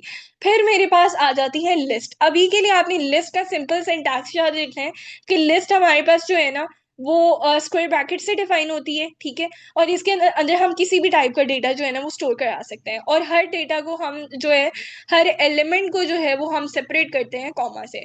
लेट से मैं एक स्ट्रिंग लिख सकती हूँ एप्पल, ये एक और स्ट्रिंग मेरे पास बनाना है चेरी है। फिर उसके बाद मैं कोई एक इंटीजर डिफाइन कर सकती हूँ 1, फिर एक फ्लोट वैल्यू डिफाइन कर सकती हूँ 3.5। तो इस केस में अगर मैं इसको प्रिंट करूंगी तो मेरे पास सब कुछ प्रिंट हो जाएगा, ठीक है। और इसकी टाइप क्या आ जाएगी? लिस्ट आ जाएगी। इसी तरह मेरे पास टपल्स है। टपल्स में same as it is list वाला काम है, अभी के लिए आपने याद रखना है, ठीक है। और हम इसको स्मॉल ब्रैकेट से डिफाइन करते हैं, और स्मॉल ब्रैकेट से जब हम इसको डिफाइन कर रहे हैं तो ऑटोमेटिकली जो है इंटरप्रेटर समझ जाएगा कि ये जो है हमारे पास टपल है और इसकी टाइप टपल है, उसने उसको प्रिंट भी कर दिया है। अब डिक्शनरी क्या है? डिक्शनरी के बारे में अभी के लिए आप समझ लें कि इसको हमने कर्ली ब्रैकेट से डिफाइन करना है। और जिस तरह से आप सी प्लस प्लस में स्ट्रक्चर्स को यूज करते हैं, इनके साथ में स्ट्रक्चर्स पढ़े हैं, तो उसमें हम लोगों के पास एक वैल्यू होती है, एक सॉरी वो की होती है, लाइक एक वेरिएबल होता है, उसके अगेंस्ट वैल्यू होती है, ठीक है। तो यहाँ पर हमारे पास एक वेरिएबल हो सकता है, ठीक है, और उसके अगेंस्ट जो है हमारे पास वैल्यू होगी। ये जो जॉन है ये नेम की वैल्यू होगी। एज के अगेंस्ट हमारे पास 36 हो सकती है। अगर इस केस में मैं इसको प्रिंट करवाऊँ तो मेरे पास ये जो है वो प्रिंट कर देगा। अच्छा, अब हम लोग और टाइप इसकी क्या आ जाएगी? डिक्ट आ जाएगी। फिर हमारे पास सेट्स आ जाते हैं। सेट्स में हमारे पास same as it is curly bracket से हम डिफाइन करते हैं और इसकी टाइप प्रिंट करेंगे तो सेट आ जाएगी। फिर हमारे पास बूलियन टाइप की डेटा टाइप होती है जिसके अंदर दो वैल्यूज होती हैं, या तो ट्रू होती है या फॉल्स होती है। तो इस केस में मैंने वेरिएबल को वैल्यू असाइन की है ट्रू, और अगर मैं प्रिंट एक्स करूंगी या टाइप एक्स करती हूँ तो इस केस में मेरे पास प्रिंट एक्स के केस में ट्रू वैल्यू आ जाएगी और क्लास उसकी आ जाएगी बूल। फिर एक मेरे पास न्यू टाइप की डेटा टाइप है जिसको मैं नन टाइप की डेटा टाइप बोलती हूँ, ठीक है। इसके अंदर एक ही वैल्यू होती है नन। जब हम किसी वेरिएबल को नन असाइन कर रहे होते हैं तो इसका मतलब ये होता है कि इस वेरिएबल के अंदर कुछ भी नहीं पड़ा हुआ, सिंपली यही है। और अगर मैं इसको प्रिंट करूंगी इसकी टाइप तो मेरे पास नन टाइप आ जाएगी और वैल्यू क्या आ रही है इसके अगेंस्ट मेरे पास नन आ रही है। अच्छा, अब यहाँ पर एक क्वेश्चन अराइज हो सकता है। अभी तक हमने आउटपुट और डेटा टाइप्स वेरिएबल सारा कुछ पढ़ लिया है, लेकिन हम पाइथन के अंदर इनपुट कैसे लेंगे? तो इसके लिए हम लोग जो यूज करते हैं वो इनपुट फंक्शन का इस्तेमाल करते हैं। यहाँ पर मैं इस सारे के सारे कोड को रिमूव कर देती हूँ और इसको क्लियर भी कर लेता है। यहाँ पर फॉर एग्जांपल यूजर से इनपुट लेना चाहते हैं तो मैं इनपुट फंक्शन का इस्तेमाल करूंगी, ठीक है। और इसके अंदर मैं अपनी स्टेटमेंट पास करूंगी, जो भी स्टेटमेंट मैं लिखना चाहती हूँ मैं उसको डबल कोटेशन मार्क के अंदर या सिंगल कोटेशन मार्क के अंदर लिख सकती हूँ। लाइक मैं यहाँ पर लिखूंगी एंटर योर नेम। अच्छा, अब इस केस में अगर मैं इसको जो है वो रन करती हूँ तो मेरे पास ये रन हो जाएगा, ठीक है। और लाइक मैं इसको रन कर रही हूँ तो यहाँ पर मेरे पास ये रन हो रहा है, आगे कर्सर आ रहा है और मैंने इसको कोई वैल्यू देनी है। लाइक मैं अपना नाम दे देती हूँ स्टाइश, तो इस केस में मेरे पास ये जो है वो उसको कर देगा। अच्छा, अब एक इनपुट जो है वो एक फंक्शन है, इसकी वैल्यू किसी वेरिएबल के अंदर हम स्टोर करके तो उस वेरिएबल को भी प्रिंट करवा सकते हैं। उसको देख लेते हैं। लाइक मैं एक्स एक वेरिएबल बनाती हूँ और इसको इनपुट फंक्शन जो है उसको असाइन कर देती हूँ, ठीक है। इस केस में मैं बाद में जो है वो प्रिंट एक्स करूंगी जब, तो मेरे पास जो भी इनपुट के अंदर वैल्यू पड़ी होगी वो रिटर्न होके आ जाएगी। दोबारा इस प्रोग्राम को रन करते हैं। यहाँ पर मैं दोबारा अपना नाम लिखती हूँ स्टाइश, ठीक है। और मैं इसको रन करूंगी तो मेरे पास यहाँ पर आउटपुट पे जो है वो स्टाइश डिस्प्ले होके आ रहा है। तो इनपुट हम इस तरह से ले सकते हैं और इनपुट में आप कोई एज वगैरह भी लिख सकते हैं, ठीक है। बात कर लेते हैं टाइप कास्टिंग की। अच्छा, यहाँ पर टाइप कास्टिंग स्टार्ट करवाने से पहले ना मैं एक छोटा सा प्रोग्राम करवाना चाहूंगी आपको। मैं चाहती हूँ कि यूजर से दो नंबर इनपुट लें और उसको सम करें। लेट से कि मैं एक नाम वन नाम का वेरिएबल बना लेती हूँ, ठीक है। इसके अंदर मैं इनपुट स्टेटमेंट क्या पास कराती हूँ? इनपुट स्टेटमेंट में पास कराती हूँ कि एंटर फर्स्ट नंबर, और कॉलन लगा दिया मैंने, ठीक है। और इसके बाद जो है मैं नम टू नाम से सेम लाइन को ही कॉपी कर लेता है हम। नम टू नाम से वेरिएबल बना लेते हैं, ठीक है। और इसको जो है एंटर सेकेंड नंबर कर लेते हैं। अच्छा, अब यहाँ पर जो है मैं एक सम नाम से वेरिएबल बनाती हूँ और इसके अंदर जो है मैं num one plus num two कर दूंगी और प्रिंट हम करवा लेते हैं सम को। अच्छा, अब इस प्रोग्राम को रन करने से पहले मुझे कोई आंसर कर सकता है कि ये प्रोग्राम किस तरह से बिहेव करेगा? क्या ये सम को प्रिंट करवाएगा?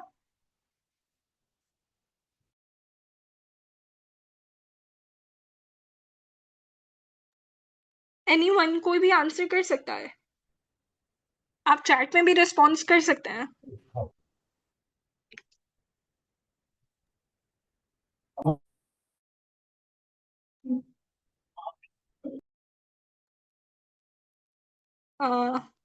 सॉरी अरू मैम, अरूज आप कुछ कह रही हैं?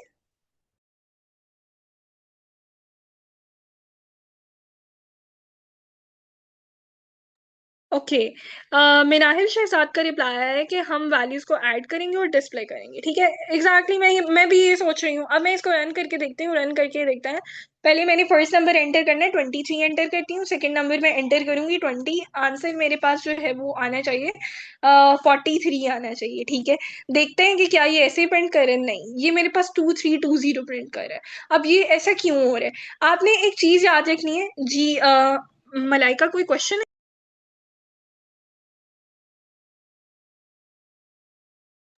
आप अपना माइक अनम्यूट करके क्वेश्चन पूछ सकती हैं।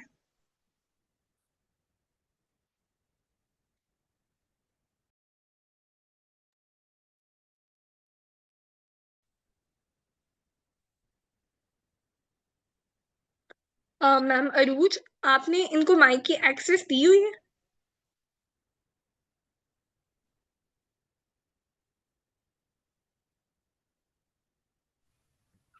मैम इसमें हम लोगों ने इनपुट जहाँ पे ऐड किया है उससे पहले हम लोगों ने बताना होता है कि हम लोग इंटीजर में वैल्यू ले रहे हैं। हाँ, इसी चीज को हम डिस्कस करने लगे हैं, उसी को देखने लगे जी। हैं बेसिकली। मैं वही बताने लगी हूँ। ये स्ट्रिंग में, हमारे पास ये स्ट्रिंग में लेगा बस। हाँ, इनपुट जो फंक्शन है वो बाय डिफॉल्ट हमारे पास जो भी वैल्यू, हम इसके अंदर कोई इंटीजर भी ले रहे हैं ना, ठीक है, लाइक मैंने यहाँ पर 2320 लिया, उसकी डेटा टाइप 2320 नहीं होगी, उसकी डेटा टाइप जो है मेरे पास स्ट्रिंग होगी हमेशा। फॉर एग्जाम्पल अगर मैं यहाँ पर आती हूँ तो यहाँ पर मैंने एक इनपुट लिया है एंटर योर मार्क्स, ठीक है, प्रिंट टेक्स्ट करवाया है और मैंने उसकी टाइप भी प्रिंट करवाई है। मैं यहाँ पर अपने कुछ मार्क्स एंटर कर लेती हूँ, 20 एंटर करती हूँ, बाय डिफॉल्ट मैं ये सोच रही हूँ कि मेरे जहन में तो यही आएगा कि ये इंटीजर है। अगर मैं एंटर प्रेस करती हूँ तो इस केस में मेरे पास जो है वो इसकी डेटा टाइप स्ट्रिंग आ रही है। तो एक चीज आपने याद रखना है कि इनपुट फंक्शन की जो डेटा टाइप होती है वो बाय डिफॉल्ट वो स्ट्रिंग रिटर्न करता है, ठीक है।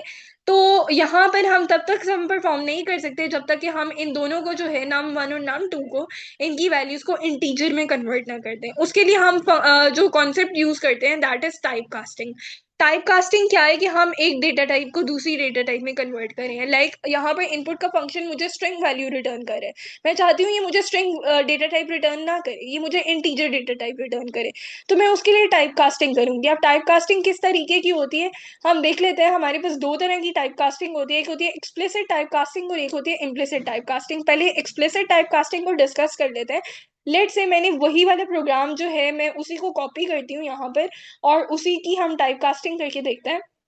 ये प्रोग्राम मैं उठाती हूँ, इसको कॉपी करते हैं यहाँ पर न्यू सेल के अंदर, ठीक है, और इसकी टाइप कास्टिंग करके मैं आपको दिखाऊंगी कि हम किस तरह से मैन्युअली जो है वो टाइप कास्टिंग कर सकते हैं। यहाँ पर जब भी मैं एक डेटा टाइप से दूसरी डेटा टाइप में मैं कन्वर्ट करना चाहती हूँ तो मैं क्या करूंगी कि यहाँ पर मैं अच्छा यहाँ पर ही कर लेते हैं, हम इनपुट के फंक्शन की को पूरा रैप अप कर देंगे इंटीजर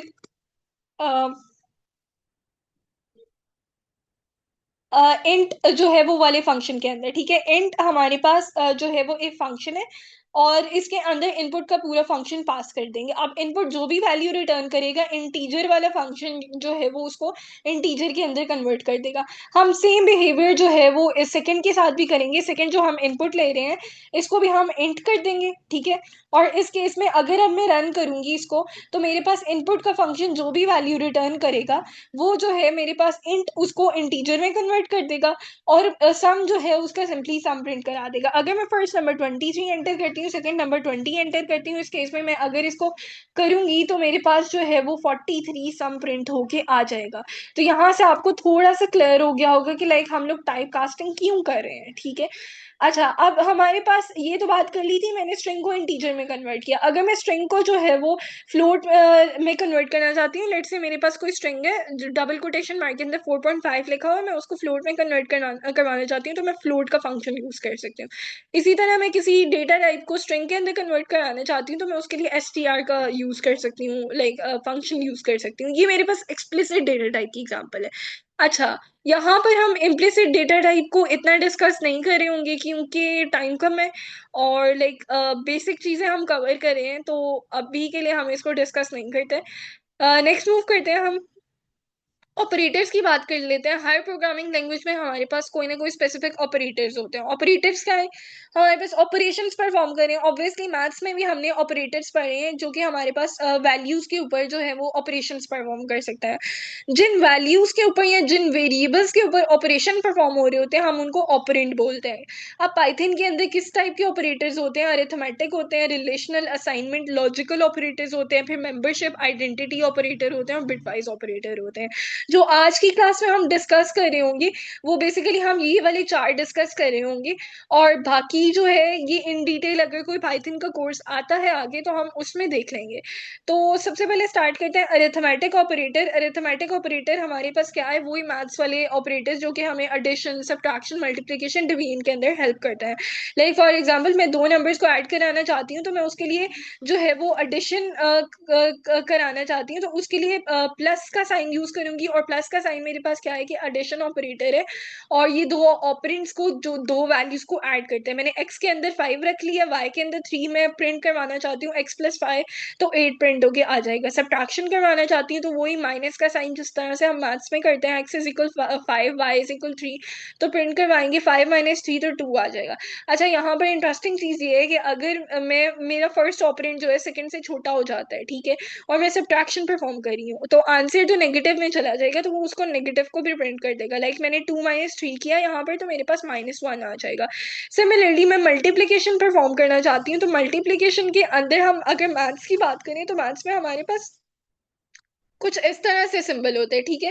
प्रोग्रामिंग में हमारे पास स्टैरिक का साइन होता है, ठीक है। तो हम मल्टीप्लिकेशन किस तरह से कर रहे होंगे, x × y करेंगे, यहाँ पर x और y ऑपरेंड है, और ये जो स्टैरिक का सिंबल है ये मल्टीप्लिकेशन ऑपरेटर है, ठीक है। और अगर मैं 2 को 3 के साथ मल्टीप्लाई करूँ तो 6 आता है। तो एक ये चीज़ थी इसमें। और इसमें हमारे पास ये है कि अगर हम नेगेटिव नंबर्स को, दो नेगेटिव नंबर्स को भी हम लोग मल्टीप्लाई करा रहे होते हैं तो आंसर पॉजिटिव आता है। लाइक मैं -2 कर रही हूँ और -3 कर रही हूँ, तो इस केस में मेरे पास 6 प्रिंट होके आ जाएगा। इसी तरह यहाँ पर मैं -2 कर रही हूँ और एक पॉजिटिव नंबर 3 कर रही हूँ, हमें पता है कि माइनस प्लस माइनस होता है, तो -6 यहाँ पर प्रिंट होके आ जाएगा। अच्छा, अब मैथ्स, जब हम लोग मैथ्स की बात करते हैं तो उसके अंदर डिवीजन हमारे पास कुछ इस तरह से हो रही होती है कि हमारे पास डिवीजन का साइन इस तरह से, और प्रोग्रामिंग के अंदर अगर हम बात करें तो प्रोग्रामिंग के अंदर जो है हमारे पास बेसिकली डिवीजन का सिंबल फॉरवर्ड स्लैश से डिनोट होता है। अगर यहाँ पर मैं डिवीजन करूँ, 2 को 3 से डिवाइड करूँ, तो मेरे पास 0.6666 कोई कॉन्टिन्यूड वैल्यू आ रही है, ठीक है। तो यहाँ पर इसकी अगर चले इसको बाद में देख लेते हैं, पहले हम जीरो डिवीजन एरर देख लेते हैं। जीरो डिवीजन एरर क्या है हमारे पास, मैथ्स में अगर हम किसी नंबर को उस डिवाइड कर देते हैं 0 से, ठीक है, लाइक उसके डिनोमिनेटर में 0 है, तो हमें पता है उसकी वैल्यू इनफाइनाइट चली जाती है, ठीक है। तो यहाँ पर अगर हम वही सेम प्रोग्रामिंग में भी काम करते हैं तो हमारे पास एरर आ जाएगा डिवीजन बाय 0, यानी जीरो डिवीजन एरर आ जाएगा, कि ये तो पॉसिबल ही नहीं है। तो इस केस में जो है हम लोग कभी भी बाय जो सेकेंड वैल्यू होगी या जो डिनोमिनेटर में वैल्यू होगी उसको 0 नहीं लिखेंगे। अच्छा, मॉड्यूलो ऑपरेटर क्या करता है, हमारे पास सिंपली डिवीजन परफॉर्म करता है और उसके अगेंस्ट जो हमारे पास रिमाइंडर आ रहा होता है उसको रिटर्न कर देता है। यहाँ पर सिंपल डिवीजन नहीं हो रही है, लेकिन क्या हो रहा है कि हम लोग रिमाइंडर को रिटर्न कर रहे हैं। जैसे मेरे पास x = 4 है, y = 3 है, ठीक है। 4 को 3 से अगर हम लोग डिवाइड करें तो मेरे पास रिमाइंडर क्या आता है, 1 आता है। तो ये मॉड्यूलो ऑपरेटर हम इसको परसेंटेज के साइन से डिनोट करते हैं, और ये मेरे पास 1 वैल्यू जो है रिमाइंडर की वैल्यू रिटर्न कर रहा है। बैकएंड पे ये डिवीजन ही परफॉर्म करे, लेकिन वैल्यू क्या रिटर्न कर रहा है, रिमाइंडर की। सिमिलरली अगर मैं 3 को 3 के साथ डिवाइड करूं तो रिमाइंडर मेरा कुछ भी नहीं बचता, 0 बचता है, तो ये मेरे पास जो है वो 0 रिटर्न कर देगा। अच्छा, यहाँ पर फ्लोर डिवीजन को डिस्कस करने से पहले हम वापस डिवीजन की तरफ आते हैं। मैं यहाँ पर क्या करती हूँ कि यहाँ पर हम एक वेरिएबल बना लेते हैं, इसी कोड को उठा लेते हैं, ठीक है, और इसी ही की वैल्यू जो है वो चेंज कर लेते हैं। लेट्स से मैं यहाँ पर लिखती हूँ 2, ठीक है, और ऊपर जो है वो 4 कर लेते हैं।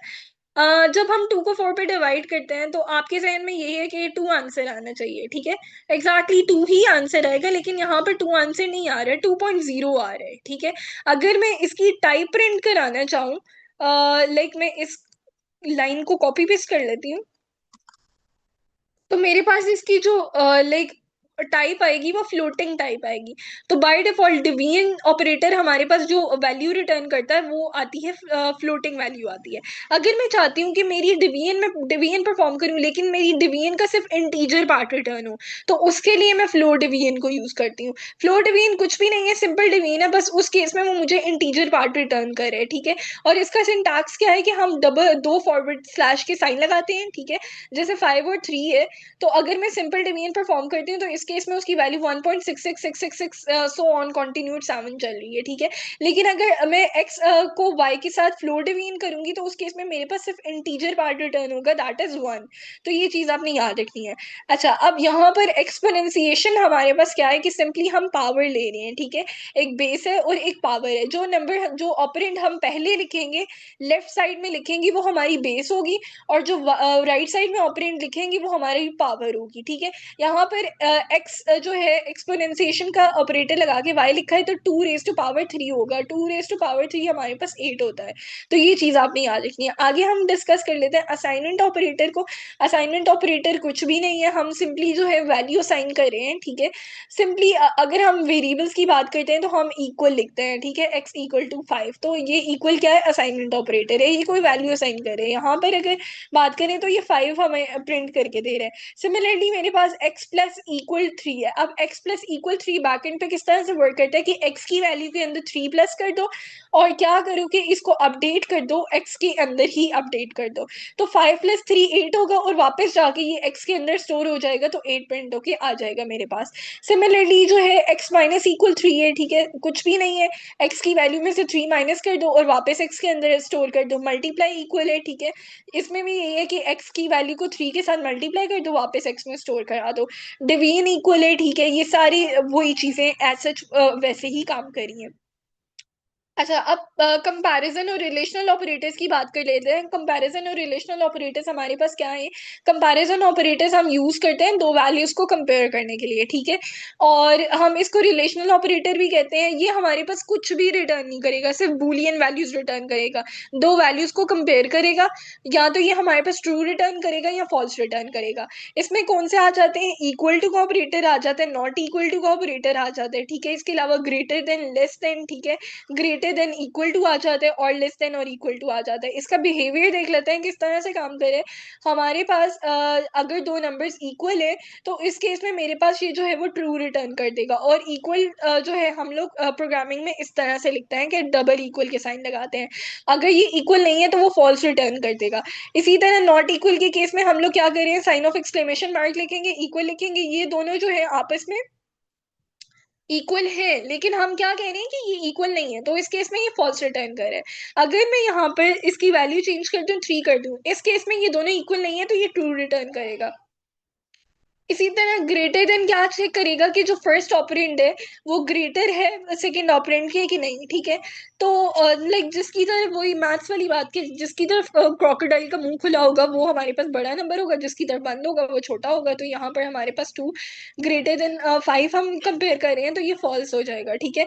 इसी तरह लेस देन का क्या है हमारे पास, कि हमारे पास 2 जो है वो लेस देन 5 है, यानी x के अंदर जो वैल्यू है वो लेस देन 5 है, तो अगर हम करेंगे तो ट्रू रिटर्न हो जाएगा। ग्रेटर देन और इक्वल टू में दो कंडीशंस चेक होती हैं कि क्या ये ग्रेटर है, अगर ग्रेटर नहीं है तो क्या ये इक्वल है। इन दोनों कंडीशंस में से कोई एक ट्रू हो जाती है तो वो ट्रू रिटर्न कर देगा, ठीक है। जैसे यहाँ पर मैं क्या करती हूँ कि जो है x, लाइक इसको कर देते हैं x को कोई बड़ी वैल्यू असाइन कर देते हैं, ठीक है। लेट से मैं यहाँ पर 7 असाइन कर देती हूँ। अब यहाँ पर 7 और 5 इक्वल तो नहीं है, ये चेक करेगा क्या ग्रेटर है तो ट्रू रिटर्न कर दो। अगर यहाँ तो इक्वल भी है तब भी ट्रू रिटर्न कर दो, या ग्रेटर है तब भी ट्रू रिटर्न कर दो, अदरवाइज फॉल्स रिटर्न कर दो। इसी तरह लेस देन और इक्वल टू में दो कंडीशन चेक होंगी कि यहाँ तो चेक करो कि लेस देन है, अगर तो लेस देन है तो ट्रू रिटर्न कर दो, अगर लेस देन नहीं है तो फॉल्स रिटर्न कर दो। सॉरी, अगर इक्वल नहीं है, या तो लेस देन चेक करो या इक्वल चेक करो, ठीक है। यहाँ पर 2 इसलिए आ रहा है क्योंकि 2 5 से लेस है, ये भी ट्रू रिटर्न करेगा हमारे पास। तो ये कुछ चीजें। अब लॉजिकल ऑपरेटर्स की बात कर लेते हैं। हमने वो फिजिक्स के अंदर बूलियन गेट्स वगैरह पढ़े होंगे, एंड और नॉट। एंड क्या करता है कि तब ट्रू रिटर्न करता है जब दो वैल्यूज हैं, दो स्टेटमेंट्स हमारे पास ट्रू होती हैं, और तब ट्रू रिटर्न करता है जब हमारे पास कोई एक स्टेटमेंट ट्रू हो सकती है, ठीक है। नॉट हमारे पास क्या करता है, हमारे रिजल्ट को उल्टा कर देता है, अगर ट्रू है तो फॉल्स कर दो, फॉल्स है तो ट्रू कर दो। एक्स की वैल्यू हमारे पास 10 है और प्रिंट करा दो कि एक्स ग्रेटर देन 5 है, और एक्स जो है वो क्या x ग्रेटर देन 5 है और क्या x ग्रेटर देन 8 है। हाँ, दोनों कंडीशंस ट्रू है, x 5 से भी ग्रेटर है, 8 से भी ग्रेटर है, तो ट्रू रिटर्न करा दो। क्या हमारे पास x 11 से ग्रेटर है? नहीं, ये एक कंडीशन फॉल्स होगी, एंड ऑपरेटर लगा हुआ है तो सारे का सारा फॉल्स हो जाएगा। तो ये हमारे पास कुछ इस तरह से काम कर रहा होता है। इसी तरह हमारे पास और है, और मैं क्या करूँ कि एक कंडीशन भी ट्रू हो रही है तो ट्रू रिटर्न कर दो, अगर दोनों कंडीशन फॉल्स हो रही है तो फॉल्स रिटर्न कर दो। नॉट में क्या है, मैंने इज रेनिंग नाम से एक वेरिएबल बनाया है और इसकी वैल्यू ट्रू सेट कर दी है। अगर मैं नॉट इज रेनिंग करती हूँ तो मेरे पास ये जो है वो उसका अंदर जो वैल्यू स्टोर्ड है उसको इन्वर्ट कर देगा, उल्टा कर देगा, फॉल्स आ जाएगा। तो ये चीजें हैं। बाकी मेंबरशिप ऑपरेटर वगैरह इन चीजों को अभी हम डिस्कस नहीं कर रहे होंगे। हाँ, मैं इसको थोड़ा नीचे स्क्रॉल डाउन कर लेती हूँ। अच्छा, हम बात कर लेते हैं स्ट्रिंग इंडेक्सिंग की, बात कर लेते हैं स्ट्रिंग्स की, बात कर लेते हैं, ठीक है।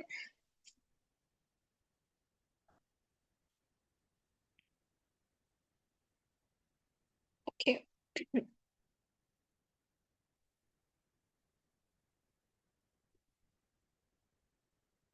स्ट्रिंग्स हमारे पास क्या है कि हम स्ट्रिंग्स कब यूज करते हैं, हम स्ट्रिंग्स कोई भी टेक्स्ट टाइप का डेटा है, ठीक है, तो उसके लिए स्ट्रिंग्स यूज करते हैं। स्ट्रिंग्स का हम सिंटैक्स पहले पढ़ चुके आ चुके हैं कि या तो हम उसे सिंगल कोटेशन मार्क में लिख सकते हैं या डबल कोटेशन मार्क में लिख सकते हैं, ठीक है। अच्छा, अब यहाँ पर इंटरेस्टिंग चीज ये है कि लाइक यहाँ पर मैंने टाइप है, ठीक है, इसके अंदर हेलो को भी प्रिंट करा है, चेरी को भी, एक सिंगल कोटेशन मार्क में एक डबल कोटेशन मार्क में, दोनों की डेटा टाइप जो प्रिंट की तो वो क्या आ रही है, STR आ रही है। स्ट्रिंग हमारे पास कॉम्बिनेशन हो सकता है कैरेक्टर्स का, वर्ड्स का, सेंटेंसेस का, ठीक है। इसमें कुछ भी हो सकता है, ठीक है। अगर बस सिंटैक्स याद रखना है, अगर डबल कोटेशन मार्क में या सिंगल कोटेशन मार्क में क्लोज है ना, तो वो हमारे पास क्या स्ट्रिंग है। लेट्स से यहाँ पे मैं डबल कोटेशन मार्क के अंदर 12 लिख देती हूँ, है तो इंटीजर है, लेकिन कोटेशन मार्क के अंदर लिखा हुआ तो ये उसको स्ट्रिंग के तौर पे इंटरप्रेट करेगा। तो ये चीज आपने याद रखनी है। अब एक क्वेश्चन अराइज हो सकता है कि हमारे पास दो दो कोटेशन मार्क, दो दो सिंटैक्सेस की जरूरत क्यों पड़ी है। अच्छा, यहाँ पर लाइक मैं क्या करती हूँ, इस सब कोड को रिमूव कर देते हैं। यहाँ पर मैं एक प्रिंट के अंदर स्टेटमेंट लिखती हूँ। हमारे पास प्रोग्रामिंग में कुछ इस तरह से भी स्टेटमेंट्स आ सकती हैं कि जिनमें अपोस्ट्रोफी यूज हो रही होती है, इट इज अली, ठीक है, पेन। अब यहाँ पर जो है बाय डिफॉल्ट मैंने सारा ठीक लिखा है, ठीक है, जो मैं सोच रही हूँ अपने जहन में। मैंने एक वो स्ट्रिंग को कोटेशन मार्क के अंदर लिखा, उसके अंदर जो है अपोस्ट्रोफी के लिए मैंने एक जो है वो सिंगल कोटेशन मार्क यानी सिंगल जो है वो कॉमा अपोस्ट्रोफी एस जो है वो यूज किया। अगर मैं इसको रन करती हूँ ना, तो मेरे पास एरर आ जाएगा। एरर क्या है, अनटर्मिनेटेड स्ट्रिंग लिटरल, यानी आपकी स्ट्रिंग जो है वो अनटर्मिनेटेड है, फिनिश नहीं हुई, कहीं ना कहीं मसला है। अगर आप देखें तो यहाँ तक जो मेरा स्ट्रिंग का पार्ट है उसका कलर चेंज है, यहाँ तक जो पार्ट है उसका कलर चेंज है। अच्छा, अब बात कर लेते हैं ये क्यों हो रहा है। इट इज अली तक जब वो प्रिंट करेगा, ठीक है, यहाँ पर कॉमा आया, उसने यहाँ पर ही स्ट्रिंग को फिनिश कर दिया। आगे से ये जो पार्ट है इसका तो कोई स्टार्टिंग कॉमा है ही नहीं है, ठीक है, तो ये उसको कहाँ पर लाइक लेके जाएगा, ठीक है। इस तरह की स्टेटमेंट्स के लिए एक पाइथन के अंदर दो दो सिंटैक्सेस इंट्रोड्यूस किए गए, एक हमारे पास डबल कोटेशन मार्क और एक सिंगल कोटेशन मार्क इंट्रोड्यूस किए गए। हम लोग जब इस तरह की स्टेटमेंट लिखते हैं तो हम क्या करेंगे कि हम इंटायरली जो है अपनी स्ट्रिंग को डबल कोटेशन मार्क के अंदर इनक्लोज कर लेंगे, और लाइक जो अंदर है वो उसके लिए अंदर जो अपोस्ट्रोफी एस आर है उसके लिए सिंगल कोटेशन मार्क यूज कर लेंगे। अब अगर मैं इस केस में इसको रन करती हूँ तो ये मेरे पास प्रिंट होके आ जाएगा। सिमिलरली हमारे पास इस तरह की स्टेटमेंट्स भी हो सकती हैं जिनके आउटर साइड में सिंगल कोटेशन मार्क आ रहा हो और अंदर जो है हमारे पास डबल कोटेशन मार्क आ रहे हो। तो उस केस में भी हमने क्या करना है कि बाहर सिंगल कोटेशन मार्क यूज करना है, अंदर डबल कोटेशन मार्क यूज करना है। अच्छा, ये कुछ चीजें थी वो quotes and side quotes quotes की बात ही अब बात कर लेते हैं। हमारे पास स्ट्रिंग एक लाइन से ज्यादा की हो तो हम उसको कैसे लिख सकते हैं। उसके लिए हमारे पास जो सिंटैक्स है वो ये है कि हम ट्रिपल कोट्स लिखेंगे, सिंगल कोट्स लिख सकते हैं, ट्रिपल या ट्रिपल डबल कोट्स लिख सकते हैं। पहले हमने कमेंट्स में ये चीज पढ़ी थी, ठीक है, कि कमेंट्स में हमारे पास क्या हो रहा था कि हम लोग ट्रिपल कोट्स को यूज कर रहे थे, ठीक है, तो वो हमारे पास एग्जीक्यूट कर रहा था। वो एग्जीक्यूट क्यों कर रहा था, क्योंकि वो उसको स्ट्रिंग के तौर पे ले रहा था। तो एक लाइन से ज्यादा की अगर हमारे पास स्ट्रिंग हो जाएगी तो उस केस में हम सिंगल कोटेशन मार्क 3 दफा यूज कर सकते हैं या डबल कोटेशन मार्क, जैसे ये मेरे पास है quick brown fox jumps over the lazy dog जो है वो प्रिंट होके आ गया है। सिमिलरली यहाँ पर अगर मैं इसके कोटेशन मार्क्स को चेंज कर दूं और इसको मैं डबल कोटेशन मार्क अगर कर देती हूँ तो इस केस में भी जो है मेरे पास प्रिंट करूंगी अगर, तो मेरे पास ये जो है वो प्रिंट होकर आ जाएगा। तो दोनों सिंटैक्सेस वैलिड है। स्ट्रिंग की लेंथ फाइंड करने के लिए हम लेंथ फंक्शन का यूज करते हैं। यहाँ पर मैंने ए नाम से एक वेरिएबल लिया, उसके अंदर एक वैल्यू असाइन किया कशिश। अब मैं लेंथ फंक्शन के अंदर जो है वो ए को पास कर देती हूँ, तो और इसको प्रिंट भी करवा लेते हैं तो मेरे पास इसकी लेंथ प्रिंट हो जाएगी। और एक चीज आपने याद रखनी है कि लेंथ हमेशा 1 से स्टार्ट होगी, ठीक है, लेंथ कभी भी 0 से स्टार्ट नहीं होगी। यहाँ पर कशिश में 7 कैरेक्टर्स हैं तो वो 7 को ही उसकी लेंथ शो करेगा। अ, अच्छा, स्पेसेस के लिए जो है हमारे पास सेपरेट लेंथ होती है, लाइक वो स्पेस को भी एक कैरेक्टर की लेंथ की एक स्पेस को एक कैरेक्टर की लेंथ सपोज करेगा। जो स्पेशल साइन हमारे पास लाइक कॉमा हो गया, sign of exclamation mark, special characters, इनके लिए भी जो है वो स्पेसेस वो लेंथ को रिजर्व करता है। तो ये चीज आपने याद रखनी है। और लेंथ का फंक्शन कभी भी इंटीजर वैल्यूज के ऊपर काम नहीं करता या फिर फ्लोटिंग वैल्यूज के ऊपर काम नहीं करता। तो ये चीज आपने याद रखनी है। स्ट्रिंग कंकैटेनेशन क्या है कि हम स्ट्रिंग्स को, दो स्ट्रिंग्स को कंबाइन करें। और कंबाइन हम किस तरह से करते हैं, जैसे हमने इनपुट के अंदर देखा था कि जब दो इनपुट हम कर रहे थे तो वो 2320 प्रिंट करा रहा था। वो क्या कर रहा था, दोनों को स्ट्रिंग के तौर पे ले रहा था, और जब हम दो स्ट्रिंग्स को प्लस के ऑपरेटर के साथ ज्वाइन करते हैं ना, तो वो हमारे पास एक जुड़ जाती हैं। ठीक है, ऐड नहीं होती। आप इसको ऐड कैसे करेंगे, ऑब्वियसली सी बात है, ये हमारे पास जो है जुड़ जाएंगी। हेलो और वर्ल्ड जो है जुड़ जाएगा। और लेट से मैं इसके दरमियान कोई स्पेस देना चाहती हूँ, तो मैं यहाँ पर प्लस लिखूंगी और कोटेशन मार्क के अंदर एक स्पेस ऐड करूंगी, फिर प्लस लिखूंगी, फिर बी लिखूंगी, तो हेलो वर्ल्ड मेरे पास प्रिंट होके आ जाएगा। यहाँ पर मैंने क्या किया है कि यहाँ पर मैंने एक स्ट्रिंग को कंकैटिनेट किया है एक इंटीजर वैल्यू के साथ। तो ऐसी चीज हम पाइथन के अंदर नहीं कर सकते। अगर हम करेंगे तो एरर आ जाएगा। ठीक। तो आपने हमेशा स्ट्रिंग को स्ट्रिंग के साथ ही कंकैटिनेट करना है, स्ट्रिंग को इंटीजर के साथ नहीं कंकैटिनेट करना। ये कुछ चीजें थी। नेक्स्ट हम मूव करते हैं ओके, इंडेक्सिंग के कॉन्सेप्ट की तरफ हम मूव करते हैं। इंडेक्सिंग का कॉन्सेप्ट हमारे पास यस सर। मैम स्टूडेंट्स जो है ना बहुत थक गए हैं, तो ओके 1 मिनट के लिए आप या तो उनसे कोई क्वेश्चन ले लें। आप भी बोलते हुए थक गई होंगी, तो थोड़ा सा उन्हें रिलैक्स करें। फिर आप जो है ना मेन टॉपिक्स अगर आप कवर कराना चाहती हैं, जैसे लिस्ट हो गया, अगर शायद आपने कवर करा दिया हो तो मुझे नहीं पता चला, डाटा स्ट्रक्चर वगैरह और डिक्शनरीज जी जी। वगैरह, अगर उनके बारे में बताना चाहते हैं वो चीज़ें बता दीजिएगा। अभी किसी का कोई क्वेश्चन हो तो वो पूछ लें, उन्हें कुछ ऑडियंस को जो है ना थोड़ा टाइम। ओके, हम यहाँ पर क्वेश्चन ले सकते हैं।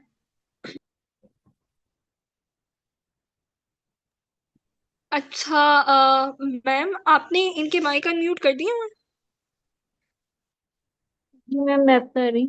और इनके जो भी ओके क्वेश्चन है आप लोग कर सकते हैं, और एक चैट में भी क्वेश्चन आया हुआ है मैम। ओके, चार्ट वाले क्वेश्चन पहले ले लेते हैं। Ma'am, what do you recommend for Python practice as a beginner from non tech background? Okay, अच्छा, इसमें जो हमारे पास पाइथन की प्रैक्टिस है ना, ये यही है कि आप एक कॉन्सेप्ट पढ़ें। ठीक है, लाइक हम लोग एक कॉन्सेप्ट पढ़े हैं, लाइक स्ट्रिंग्स का कॉन्सेप्ट ही पढ़े हैं।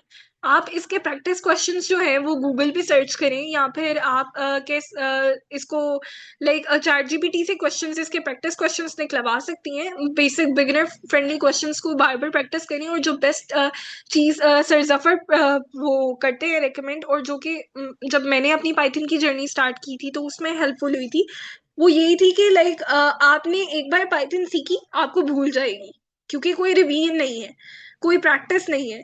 तो उस केस में आप आके आई कोड गुरु पे जो है पढ़ाएं, आके उसको टीच करें, प्रेजेंट करें डिफरेंट सेशंस में, आपको ऑटोमेटिकली दूसरों को सिखाने से भी बहुत सी चीजें जो है ना वो प्रैक्टिस में आ जाएंगी। और ये चीज नहीं है कि आप नॉन टेक बैकग्राउंड से हैं तो आप नहीं सीख सकते। आई कुड गुरु पे ऐसे बहुत से मेंटोर्स हैं जो कि नॉन टेक बैकग्राउंड से, और उनके प्रोग्रामिंग स्किल्स बहुत स्ट्रांग है। तो इस चीज के बारे में आपने घबराना नहीं है।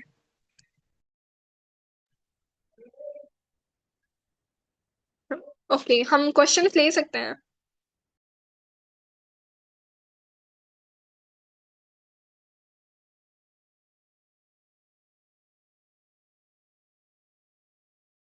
मैम से इस चैट में एक और क्वेश्चन है सर आफ्ताब अहमद का। टूल नहीं, बेसिकली हम इसके लिए कोड एडिटर यूज करते हैं। लाइक अगर VS कोड आप यूज करना चाहते हैं कर सकते हैं, लेकिन जो बिगिनर फ्रेंडली रेकमेंड करते हैं, आई कोड पे मोस्टली प्रेफर करते हैं, वो ये है कोलैब। रीजन ये है कि कोलैब का इंटरफेस ना थोड़ा सा बिगिनर फ्रेंडली, आपको इसमें कोई अलग से पाइथन के लिए एक्सटेंशंस नहीं इंस्टॉल करनी पड़ेंगी। आप सिंपली अपनी नोटबुक ओपन करोगे और कोड जो है वो रन करना शुरू कर दोगे। तो एज अ बिगिनर जो है ना, आप सिंपली इसको कोलैब को यूज करें, उसके बाद आहिस्ता आहिस्ता जो है आप VS कोड पे भी शिफ्ट कर सकते हैं।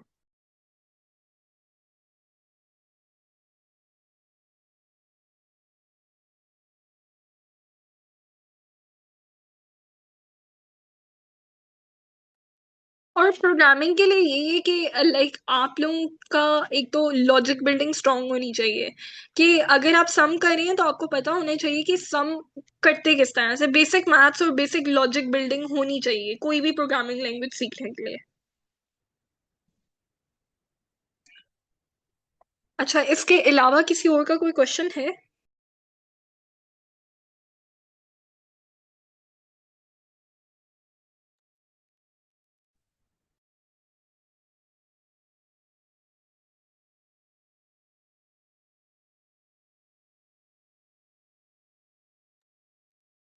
किसी का कोई क्वेश्चन नहीं है?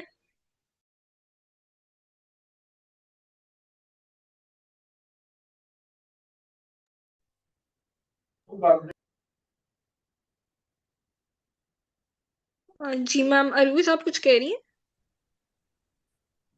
मैम आई थिंक के आप जो है ना अब मेन मेन टॉपिक उनका ओवरव्यू दे दें, टाइम ओके, वैसे ही बहुत कम है। जी ठीक है, मैं ऐसा ही करती हूँ।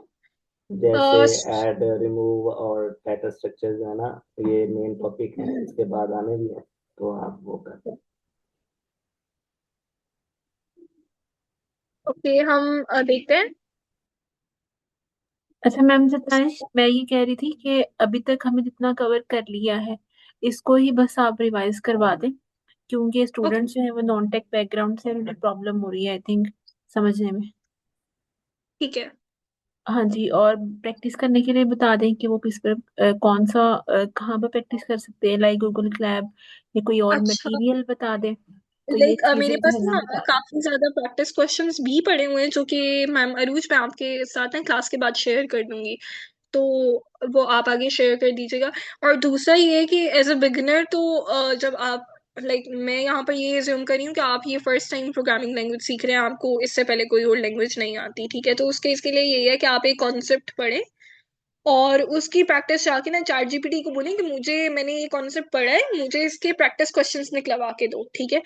और डिफरेंट सिनेरियोज हों उनमें, तो आप इस तरह से प्रैक्टिस कर सकते हैं। और वंस आप पाइथन को completely सीख जाएं, क्योंकि पाइथन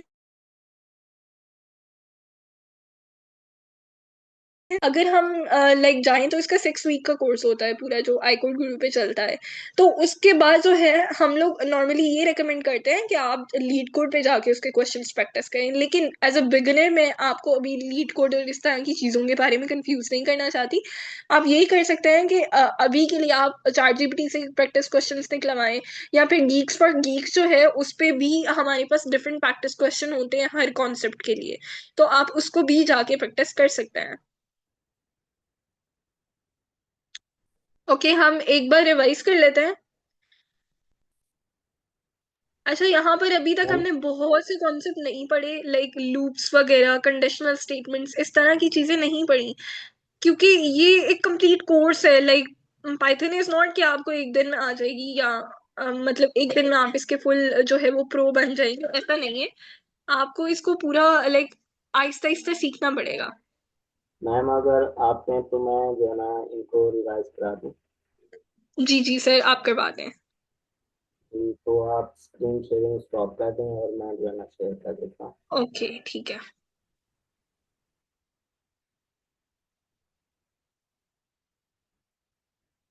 अच्छा, तो स्टूडेंट्स, जैसे कि आपकी चैट से मुझे जो है ना अंदाजा हुआ है कि कुछ लोग जो है ना नॉन टेक से हैं और कुछ लोगों को पहले से ही आइडिया है सी प्लस प्लस या कोई भी प्रोग्रामिंग लैंग्वेज के लिए। तो जब भी कोई बिगिनर किसी प्रोग्रामिंग लैंग्वेज या टेक्निकल चीज की तरफ आता है ना, तो उसे कोई ऐसा रिसोर्स चाहिए जो उसे स्टेप बाय स्टेप गाइड करे। ठीक है, उसके लिए मैंने एक वेबसाइट जो कि हर एक बच्चे को हाई स्कूल में भी रिकमेंड की जाती है, W3 स्कूल। मैं स्क्रीन शेयर कर रहा हूँ। स्क्रीन विजिबल है? जी, तो आपने जी जो सर, विजिबल है स्क्रीन। जी, जो आपने पहला कॉन्सेप्ट पढ़ा कि पाइथन में जो है ना आप कोई भी स्टेटमेंट प्रिंट कराना चाहते हैं, आउटपुट शो कराना चाहते हैं, डिस्प्ले कराना चाहते हैं, तो उसके लिए आप प्रिंट फंक्शन यूज करते हैं। ठीक है, तो ये W3 स्कूल है, इसमें उन्होंने थोड़ा सा कोड लिखा होगा, मतलब उनका अपना ही एडिटर होगा। ट्राई यूर सेल्फ पे क्लिक करेंगे तो वो जो है ना एक अलग से ओपन हो जाएगी कि उनका कोड एडिटर ओपन हो जाएगा, आप उनके सर्वर पे रन कर सकते होंगे। मतलब ये उनके लिए है जिनको बिल्कुल भी नहीं समझ। ठीक है, नेक्स्ट आपने कुछ सिंटैक्स पढ़े पाइथन में कि क्या क्या चीजें होती हैं, किस तरह सिंटैक्स लिखा जाता है, प्रिंट के लिए कैसे प्रिंट का सिंटैक्स होता है, और कोई भी मतलब इंडेंटेशन स्पेसेस वगैरह वो चीजें आपने देखी हैं, मैम स्टाइल फातिमा ने आपको बताई हैं। यहाँ पे कुछ एग्जांपल्स भी दी हुई हैं, अगर आप इसको कैरी आउट करना चाहें तो आप इधर से भी देख सकते हैं। ठीक है, नेक्स्ट आपने कॉन्सेप्ट पढ़ा वेरिएबल्स का। ये वेरिएबल्स आप लोगों ने ही बताया कुछ स्टूडेंट्स ने कि कुछ आपको स्टोरेज मिल जाती है, कोई भी चीज़ आपने कोई स्टोर करनी है, स्ट्रिंग डाटा स्टोर करना है, न्यूमेरिक डाटा स्टोर करना है, फ्लोटिंग करना है, कोई भी डाटा, तो आपको एक तरह से आपकी जो रैम होते हैं समझ लें कि वहाँ पे उससे थोड़ी सी जगह मिल जाती है कि ये चीज़ यहाँ पे स्टोर है। ठीक है, आपने वेरिएबल का ये कॉन्सेप्ट पढ़ा। देन आपने कॉन्सेप्ट पढ़ा कमेंट्स का कि कोई चीज़ आप जो कि कोड में जो है ना रन नहीं करना चाहते, खास करें आप डॉक्यूमेंटेशन कर रहे होते हैं, जब कोई प्रोजेक्ट बना रहे होते हैं तो उसमें कुछ कोड को आप कमेंट कर देते हैं, या फिर आप कोई ऐसे स्टेटमेंट लिखना चाह रहे होते हैं जो उस कोड को जो है ना डिस्क्राइब कर रही हो, तो उसके लिए इस तरह कमेंट किया जाता है कि हैश का साइन लगा दिया जाता है आगे वो स्टेटमेंट।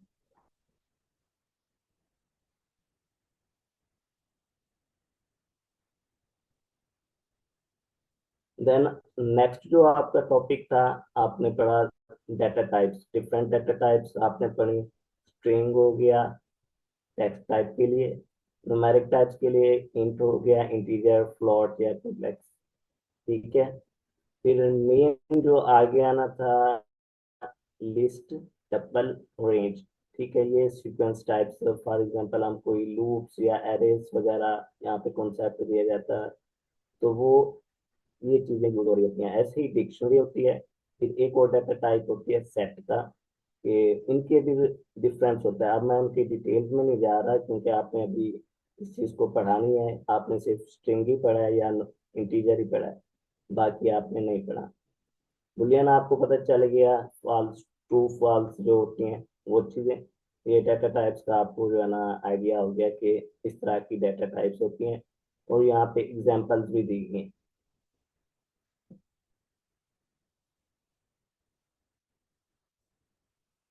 देन मैम ने बताया आप लोगों को कि नंबर्स जो है ना उनको आप डिफरेंट टाइप्स के नंबर जो न्यूमेरिक डाटा होता है उसे कैसे शो करा सकते हैं। तो वही इंटीजर या फ्लोट, इंटीजर में सिर्फ नंबर आ जाता है, और फ्लोट में जो है ना आपके पास ये पॉइंट आ जाता है 2.8 इस तरह का। अगर टाइप आपने चेक करनी हो तो ये बिल्ट इन फंक्शन होता है टाइप का, उसमें आप कोई भी वेरिएबल जिसमें जैसे कि यहाँ पे उसने एक्स को स्टोर कर लिया, यहाँ पे उसने चेक करना है कि एक्स में किस टाइप का डाटा स्टोर है, तो उससे आपको टाइप का अंदाजा हो जाता है। ये भी मैम ने आपको पढ़ा दिया।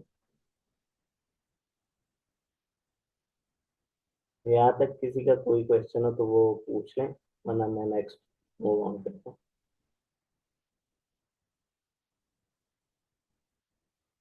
ओके, देन नेक्स्ट आपने टॉपिक पढ़ा टाइप कास्टिंग का, कि कोई ऑलरेडी कोई टाइप है, ठीक है, तो आपने उसको नेक्स्ट कोई अपनी डिजायर टाइप में आप कैसे कन्वर्ट कर सकते हैं, चेंज कर सकते हैं, तो वो कॉन्सेप्ट जो होता है ना टाइप कास्टिंग में आ जाता है। ये आपको कहाँ पे यूज करना पड़ सकता है, अगर आप फर्ज करें कि कोई बैंकिंग एप्लीकेशन बना रहे हैं ना, ठीक है, वहाँ पे आपको इंटीजर, फ्लोट, स्ट्रिंग, इस तरह से यूजर से जो आप इनपुट ले रहे होते हैं या ट्रांजैक्शन वगैरह करा रहे होते हैं, तो अगर यूजर इंटर कर रहा है तो मोस्टली जो होती हैं चीजें स्ट्रिंग में होती हैं। ठीक है, आपको वो जो स्ट्रिंग का डाटा है आपने वो न्यूमेरिक में करना होता है कहीं पे, या कहीं पे वो न्यूमेरिक में दे रहा होता है तो उसे आपने स्ट्रिंग में कन्वर्ट करना होता है। तो वहां पे ये जो टाइप कास्टिंग का कॉन्सेप्ट है वो ज्यादा यूज होता है। आई थिंक आपको क्लियर हो जाएगा।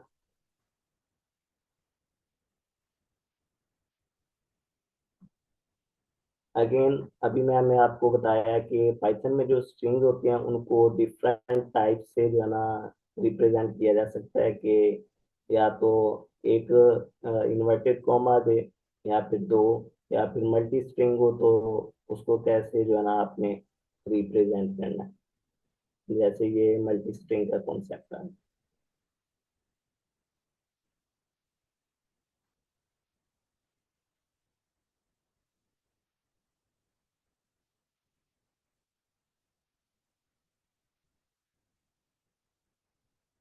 यहाँ तक किसी का कोई क्वेश्चन हो तो पूछ लें,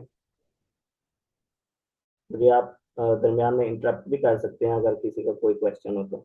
नेक्स्ट आपने टाइप पढ़ी true and false booleans types जैसे कहते हैं, ठीक है। ये काफी यूज हो रही होती है वहाँ पे जहाँ पे हम आगे लूप का कॉन्सेप्ट होता है ना, वहाँ पे हम यूज कर रहे होते हैं, कहीं पे कोई डाटा हमें 100% ही ट्रू कराना होता है या किसी चीज की वैलिडेशन करनी होती है ना, ठीक है, वहाँ पे ये कॉन्सेप्ट यूज कर रहे होते हैं। या फिर कहाँ कहीं पे जो है ना किसी का रिलेशनशिप, मतलब दो नंबर्स हैं या दो स्ट्रिंग्स हैं, जैसे यहाँ पे उन्होंने ये डबल इक्वल साइन दिए हुए हैं, मतलब रिलेशनशिप कर रहे हैं कि ये इक्वल है कि नहीं है, वो चीज देखने के लिए। अगेन आप इस वेबसाइट पे अगर किसी में ज़्यादा इंटरेस्ट हो गया है तो मतलब प्रोग्रामिंग की तरफ, सिर्फ आप इसको गो थ्रू कर लें, फिर आपको आइडिया हो जाएगा कि स्टार्टिंग कहाँ से हो रही थी। नेक्स्ट कॉन्सेप्ट आपने पढ़ा ऑपरेटर्स का। ऑपरेटर्स में उन्होंने बताया कि एडिशन का ऑपरेटर होता है कोई चीज़ ऐड करने के लिए, इसी तरह सब्ट्रैक्शन, डिवीजन या मल्टीप्लिकेशन के ऑपरेटर होते हैं। फिर आपने डिफरेंट टाइप्स पढ़ी ऑपरेटर्स की, arithmetic operator, assignment operator, comparison, logical, ज्यादातर ये यूज हो रहे होते हैं।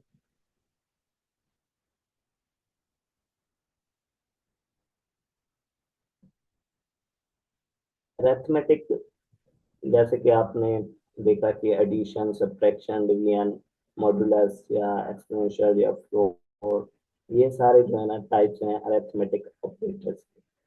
ये सिंपल, आपने कोई प्रोग्राम में एडिशन करा दी नहीं, या कहीं पे डिवीजन कैलकुलेटर फर्स्ट करें आपने बनाना है, ठीक है, आपको कोई प्रोग्राम लिखने के लिए कह दिया गया है कि आपने ये फोर जो है ना चीजें परफॉर्म करानी है यूजर से, और यूजर क्या करेगा, सिर्फ वो अपने नंबर्स जो है ना इनपुट ऐड कर रहा होगा, और आपने एक कैलकुलेटर बनाना है जो कि या तो ऐड कर रहा होगा, सब्ट्रैक्ट कर रहा होगा, मल्टीप्लाई कर रहा होगा या डिवाइड कर रहा होगा, ठीक है।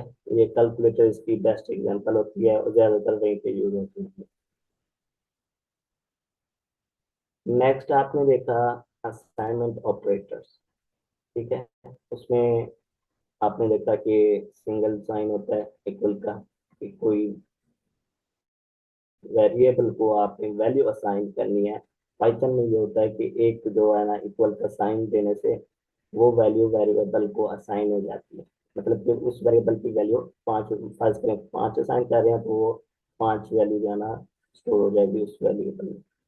अगेन ये थोड़ा सा कॉम्प्लेक्स हो सकता है आपके लिए कि प्लस पहले क्यों आया हुआ है, माइनस पहले क्यों आया हुआ है, या फिर इसे बाद में देने से क्या चीज होगी, ठीक है। अगर यहाँ पे समझे जाए तो प्लस पहले इसलिए आया हुआ है कि आपके पास जो यहाँ पे एक्स की वैल्यू पांच वैल्यू आ जाएगी और देन जो है ना तीन उसमें प्लस होगा, तो ठीक है। ये ऐसे समझ लें, ट्राई करना हो कोड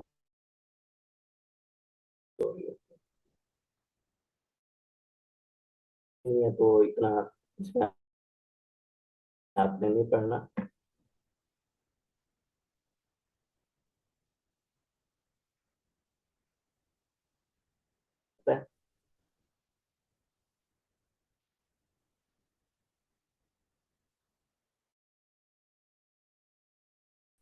नेक्स्ट जो इसमें इंपॉर्टेंट है कंपैरिजन ऑपरेटर्स, ठीक है। उसमें ज्यादातर आप यही चीज कंपेयर कर रहे होते हैं डबल इक्वल साइन के जरिए, ठीक है, या फिर greater than less than value से उसकी वैल्यूज को कंपेयर कर रहे होते हैं, तो ये जो है ना आप वो साइंस यूज कर सकते हैं अपने कोड में।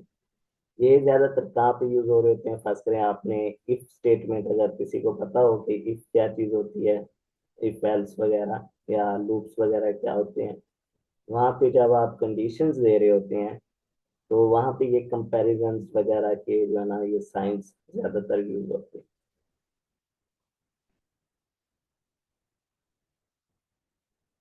देन आते हैं लॉजिकल ऑपरेटर्स पे। कि फर्ज करें कि आप एक स्टूडेंट का ग्रेडिंग सिस्टम बना रहे हैं।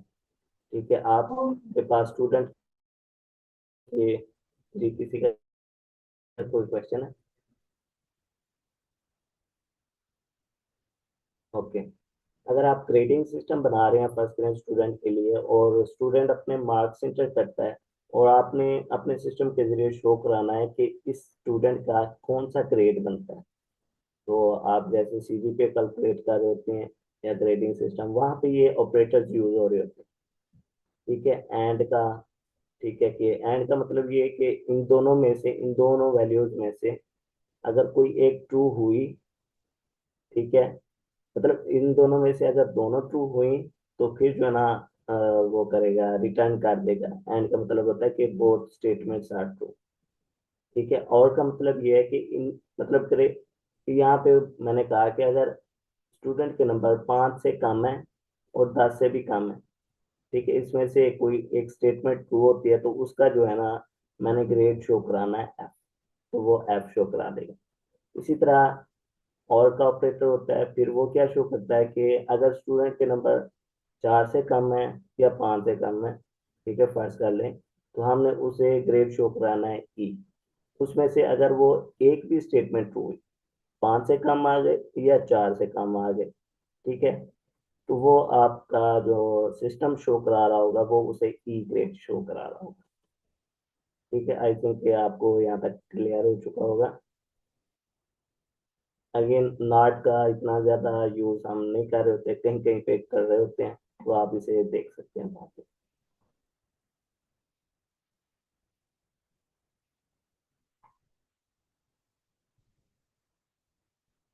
और ये आइडेंटिटी ऑपरेटर्स, ये भी इम्पोर्टेंट है। कहाँ पे? जैसा कि आपके पास आप एक लूप लगाते हैं, मतलब वाइल लूप या कोई और, यहाँ पे टेक्निकल लोग होंगे जिनको इन लूप्स का नहीं पता, वो आगे आएंगे। तो वहाँ पे जो है ना, हमने फर्ज करें कि आपके पास एक स्टोर है, ठीक है, बुक स्टोर है, और आप ये चेक करना चाहते हैं कि वाई जो है आपका बुक स्टोर है, और चेक करना चाहते हैं कि एक्स क्या उस बुक स्टोर में है या नहीं है। ठीक है, तो इस तरह की चीजें इज की और इज नॉट। पाइथन जो है वो बिल्कुल ही सिंपल और बिगनर फ्रेंडली लैंग्वेज, जैसे इंग्लिश है वैसे ही है, तो इस वजह से ये चीजें, ये इज नॉट इसमें यूज होते हैं एज अ आइडेंटिटी ऑपरेटर। यहाँ तक किसी का कोई क्वेश्चन हो या किसी की कोई सजेशन हो तो वो बता सकता है, या फिर मुझे कैरी ऑन करना चाहिए। अगेन, मैं चैट्स नहीं देख पा रहा, तो जिसका भी कोई क्वेश्चन हो तो वो अनम्यूट करके पूछ सकता है।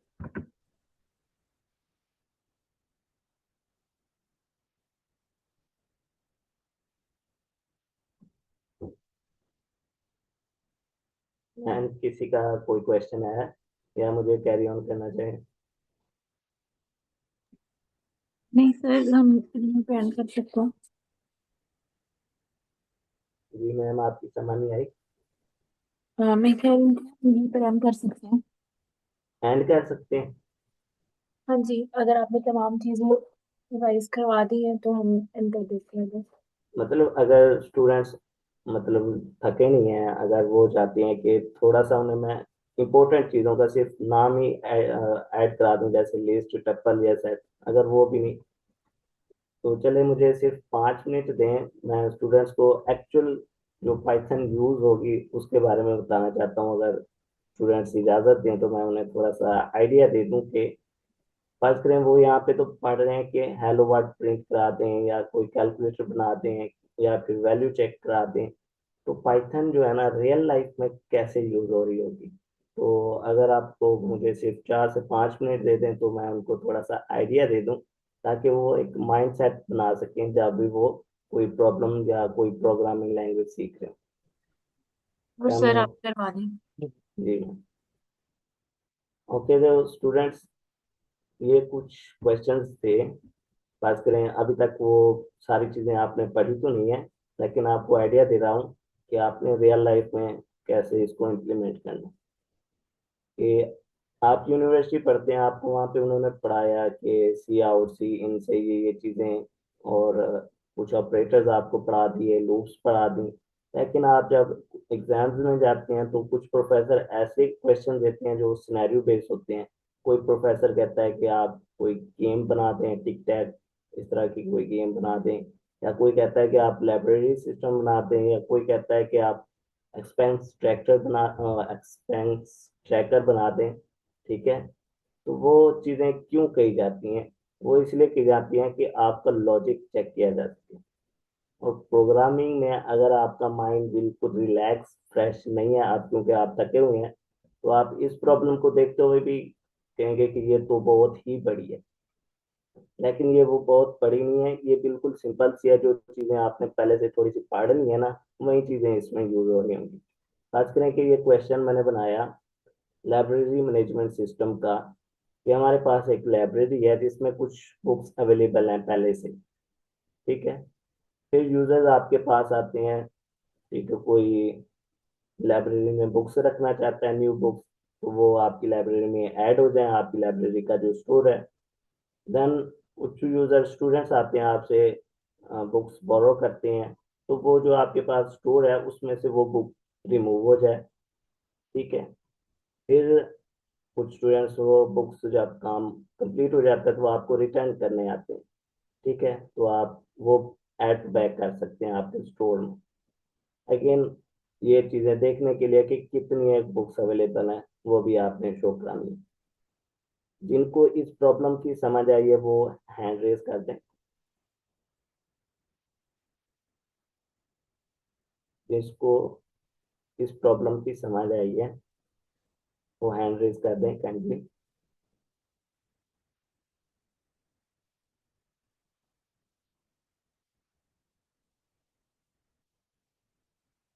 तो ये सिंपल सी प्रॉब्लम थी कि आपने लाइब्रेरी मैनेजमेंट सिस्टम बनाना, उसमें बुक्स ऐड करना है, रिमूव करनी है, कोई रिटर्न करने आता है तो उसको अपडेट करना है। ठीक है, और डिस्प्ले करना है कि आपके पास है कितने। ठीक है, ये आप रियल लाइफ में अपनी लाइब्रेरीज में देखते होंगे। तो ये कोड से डरिएगा मत, ये थोड़ा सा आपको आइडिया देने के लिए ही है। ठीक है, तो फर्स्ट करें आपके पास लाइब्रेरी है, उसमें आपके पास पाइथन प्रोग्रामिंग की बुक हो गई, डाटा साइंस की हो गई, मशीन लर्निंग की, इस तरह की डिफरेंट बुक्स हैं। ठीक है, आपने यूजर को शो कराना है कि आपके पास कुछ अथॉरिटीज हैं कि आप बुक को ऐड कर सकते हैं, आप बुक को स्टोर में से बोरो कर सकते हैं, या बुक आप रिटर्न कर सकते हैं। और आप ये भी देखना चाहते हैं कि आपके एक्शंस के बाद आपकी लाइब्रेरी के स्टोर में कितनी बुक्स अवेलेबल हैं। ठीक है, तो वो भी कर सकते हैं। तो ये कुछ आपने अथॉरिटीज यूजर्स को देगी जो कि प्रिंट करा के आपने पहले से ही शो करा दी। ठीक है, मैं पहले इसको रन करके बताता हूँ। ये जो ऊपर प्रिंट वाली चीजें थी ना, वो एज इट इज सेम वैसे की वैसे आ गई। फिर नीचे आया कि यूजर से आप उसकी अथॉरिटी पूछें, उससे चॉइस दे रहे हैं कि आप इन 5 में से कौन सा एक्शन परफॉर्म करना चाहते हैं। ठीक है, पहला है ऐड, नेक्स्ट है बोरो, रिटर्न, इस तरह से। फर्ज करें कि यूजर 1 पे क्लिक करता है। ठीक है, उसके पास आगे कि आप कोई बुक का नेम इंटर करें जो कि वो बुक ऐड हो जाए लाइब्रेरी के स्टोर में। यहाँ पे मैं बुक का नेम ऐड कर देता हूँ आईटी। ठीक है, तो आईटी का जो है ना, आप बुक जो है ना आपके पास स्टोर हो गई, लेकिन पहले से जो आपके पास लाइब्रेरी थी उसमें कहीं पर आईटी की बुक यहाँ पे अवेलेबल नहीं थी। ठीक है, तो फिर आपको श्योर है कि इन 5 में से आप कोई और एक्शन परफॉर्म करना चाहते हैं। खास करें कि आप देखना चाहते हैं कि कितने बुक्स अवेलेबल हैं, डिस्प्ले करना चाहते हैं, तो ये आपके पास डिस्प्ले हो गए। या फिर एक ही प्रोग्राम है जो कि रन कर रहा है, उसमें आपकी ये देखें आईटी की बुक ऐड हो चुकी है। ठीक है, इसी तरह बाकी भी ऑपरेशंस थे, जैसे कि रिमूव करना या अपडेट करना, ठीक है, वो भी आप इस पे परफॉर्म कर सकती हैं। जैसे कि था रिमूव के लिए टू ऑप्शन था। और मैं यहाँ पे कहता हूँ कि आईटी की जो बुक मैंने ऐड की थी उसे जो है ना रिमूव कर, ठीक है। अब देखें तो आईटी की जो है ना वो रिमूव हो चुकी है। अब हम देखते हैं कि क्या वो रिमूव हुई है कि नहीं। अब देखिए आपके पास जो अब अवेलेबल बुक्स हैं उसमें आईटी की बुक रिमूव हो चुकी है।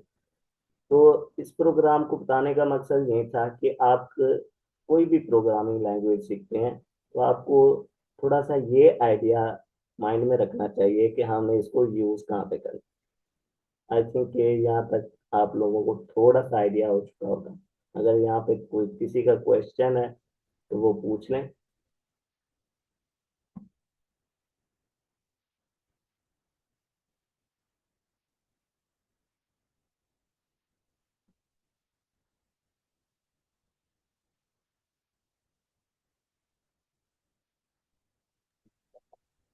तो भी कोई क्वेश्चन है तो आप लोग लाजमी करें, और जी आप लोग आप नॉन टेक लोग जरूर बैकग्राउंड से पूछें। हैं। आप नॉन टेक से हैं, आप टेक्निकल हैं, आपको कहीं पे नहीं समझ आई, या आप कुछ नया कुछ सजेस्ट करना चाहते हैं, या आप पूछना चाहते हैं कोई भी चीज़, तो आप अनम्यूट करें। और क्योंकि बाकी इसके 5-7 मिनट है तो आप डिस्कस कर सकते हैं। अस्सलाम अगर वालेकुम आप कोई, सर। वालेकुम अस्सलाम। सर मैं जो आपने अभी लाइब्रेरी का कोड दिखाया था उसका वाइल लूप एक बार देखना चाह रही हूँ, क्या आप दिखा सकते हैं दोबारा? जी मैं दिखा सकता हूँ। Thank you sir. जी तो ये मैंने प्रोग्राम स्टार्ट किया था वाइल लूप। क्योंकि अभी आप तक आप लोगों ने कोई लूप्स वगैरह नहीं पढ़ी तो इसलिए मैंने नहीं बताया। वाइल लूप था, उसमें डिस्प्ले का के लिए कुछ मैंने ये लिख दिया इनपुट में कि यूजर से वो चीज़ ले। आप इससे परेशान ना हो कि इस टाइप क्या है। ये एक बिल्ट इन फंक्शन है जो कि यूजर अगर करे, फर्ज करें कि वो नेम्स में स्पेसिस दे देता है, फालतू स्पेसिस, ठीक है, तो ये उसको जो है ना टर्मिनेट कर देते हैं, स्पेसिस को खत्म कर देते हैं, ठीक है। फिर यूजर से चॉइसेस ले लेंगे। अगर वो वन वन क्लिक करेगा तो उसके लिए हम एक फंक्शन यहाँ पे चला रहे हैं। फर्स्ट करें फंक्शन तो नहीं, एक स्टेटमेंट चला रहे हैं कि वो बुक्स ऐड हो जाएं। ये कुछ चीजें लिखी हुई हैं, मैं आप लोगों से ये कोड शेयर भी कर दूंगा। आप लोगों ने सिर्फ क्या करना है, एक मरतबा गो थ्रू कर लेना है कि ये क्वेश्चंस बने कैसे हुए हैं और इनकी प्रैक्टिस कैसे हुई है। ये बिल्कुल जी डिटेल। सर। सर ये आपने बिल्ट इन फंक्शन यूज़ किया लाइब्रेरी डॉट ऐड, तो इसके लिए कौन सी हमने ऊपर जो लाइब्रेरी है या पिप कौन सी इंस्टॉल की हुई है यहाँ पे, या कौन मैम सी ये इंपोर्ट की है ये यहाँ जो पे? ऐड ऐड है ना, ऐड बेसिकली ये आपका बिल्ट इन है मेथड, जी। ठीक है। ऐड हो गया, अपेंड हो गया, रिमूव हो गया। जी। ये अभी आप लोगों ने आगे पढ़ना था, अभी मैम ने आपको नहीं बताया। क्योंकि किसी भी लैंग्वेज में मेन चीजें होती हैं आपका CRUD ऑपरेशंस, ठीक है, ऐड करना, रिमूव करना, ठीक है, अपडेट करना, या डिलीट डिस्प्ले करना, ठीक है। जी। ये चार जो है ना मेन चीजें हैं CRUD ऑपरेशंस, जो कि आपकी वेब डेवलपमेंट, ऐप डेवलपमेंट, कोई भी सिस्टम है उसमें ये चीजें परफॉर्म हो रही हैं, ठीक है। तो अभी जी। क्योंकि आप लोगों ने नहीं पढ़ा, बाकी लोगों ने, तो इसलिए मैंने इस कोड को एक्सप्लेन नहीं किया। बाकी मैं ये कोड आप लोगों से शेयर कर दूंगा। जी सर, इंशाल्लाह। Thank you. जी अगर और किसी को कोई फीडबैक या समझ ना आई हो तो फिर आप बता सकते हैं कि हमें समझ नहीं आई, आप लोगों ने ज्यादा ही पढ़ा दिया।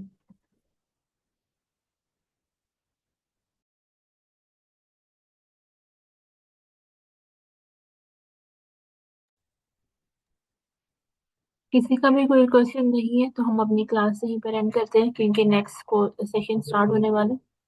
और बाकी हम कल कंटिन्यू करेंगे। कल हम मशीन लर्निंग को देखेंगे, और दिन प्रैक्टिस क्लासेस में हम डीपली पाइथन वगैरह को डिस्कस करेंगे। तो मैम थैंक यू सो यहाँ पे मच जी सर। मैं पूछना चाहता हूँ ऑडियंस से कि मोस्टली लोग नॉन टेक्निकल हैं कि टेक्निकल हैं, क्योंकि कल मैंने मशीन लर्निंग का कोर्स आपको इंट्रो कराना है, तो फिर मैं उस हिसाब से जो है ना रेडी करके।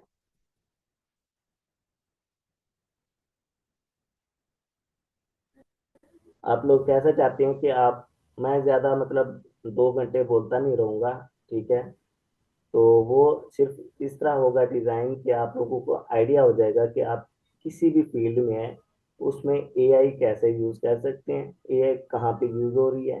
ठीक है, मशीन लर्निंग होता तो है, ये कैसे और कब यूज होनी है। ठीक है, मैं ये चीजें डिस्कस कर रहा हूँ, मैं आप लोगों को ज्यादा टेक्निकल चीजों में नहीं ले जाऊंगा।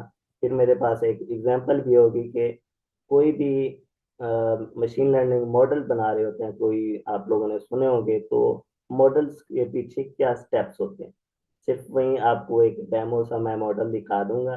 ठीक है, तो आप लोगों को थोड़ा सा आइडिया देने के लिए, मैं इतना डीपली जो है ना टेक्निकल में नहीं जाऊँगा। Thank you.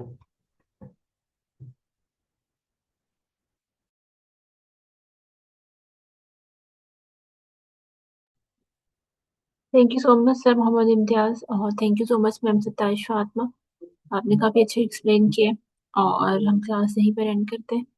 बाकी चीज़ें हम कल डिस्कस करेंगे। और थर्ड असाइनमेंट का अल्टरनेटिव ये था कि जो कोई भी अपने जिन्होंने काम कर लिया है इस हैकाथॉन पर, वेल एंड गुड।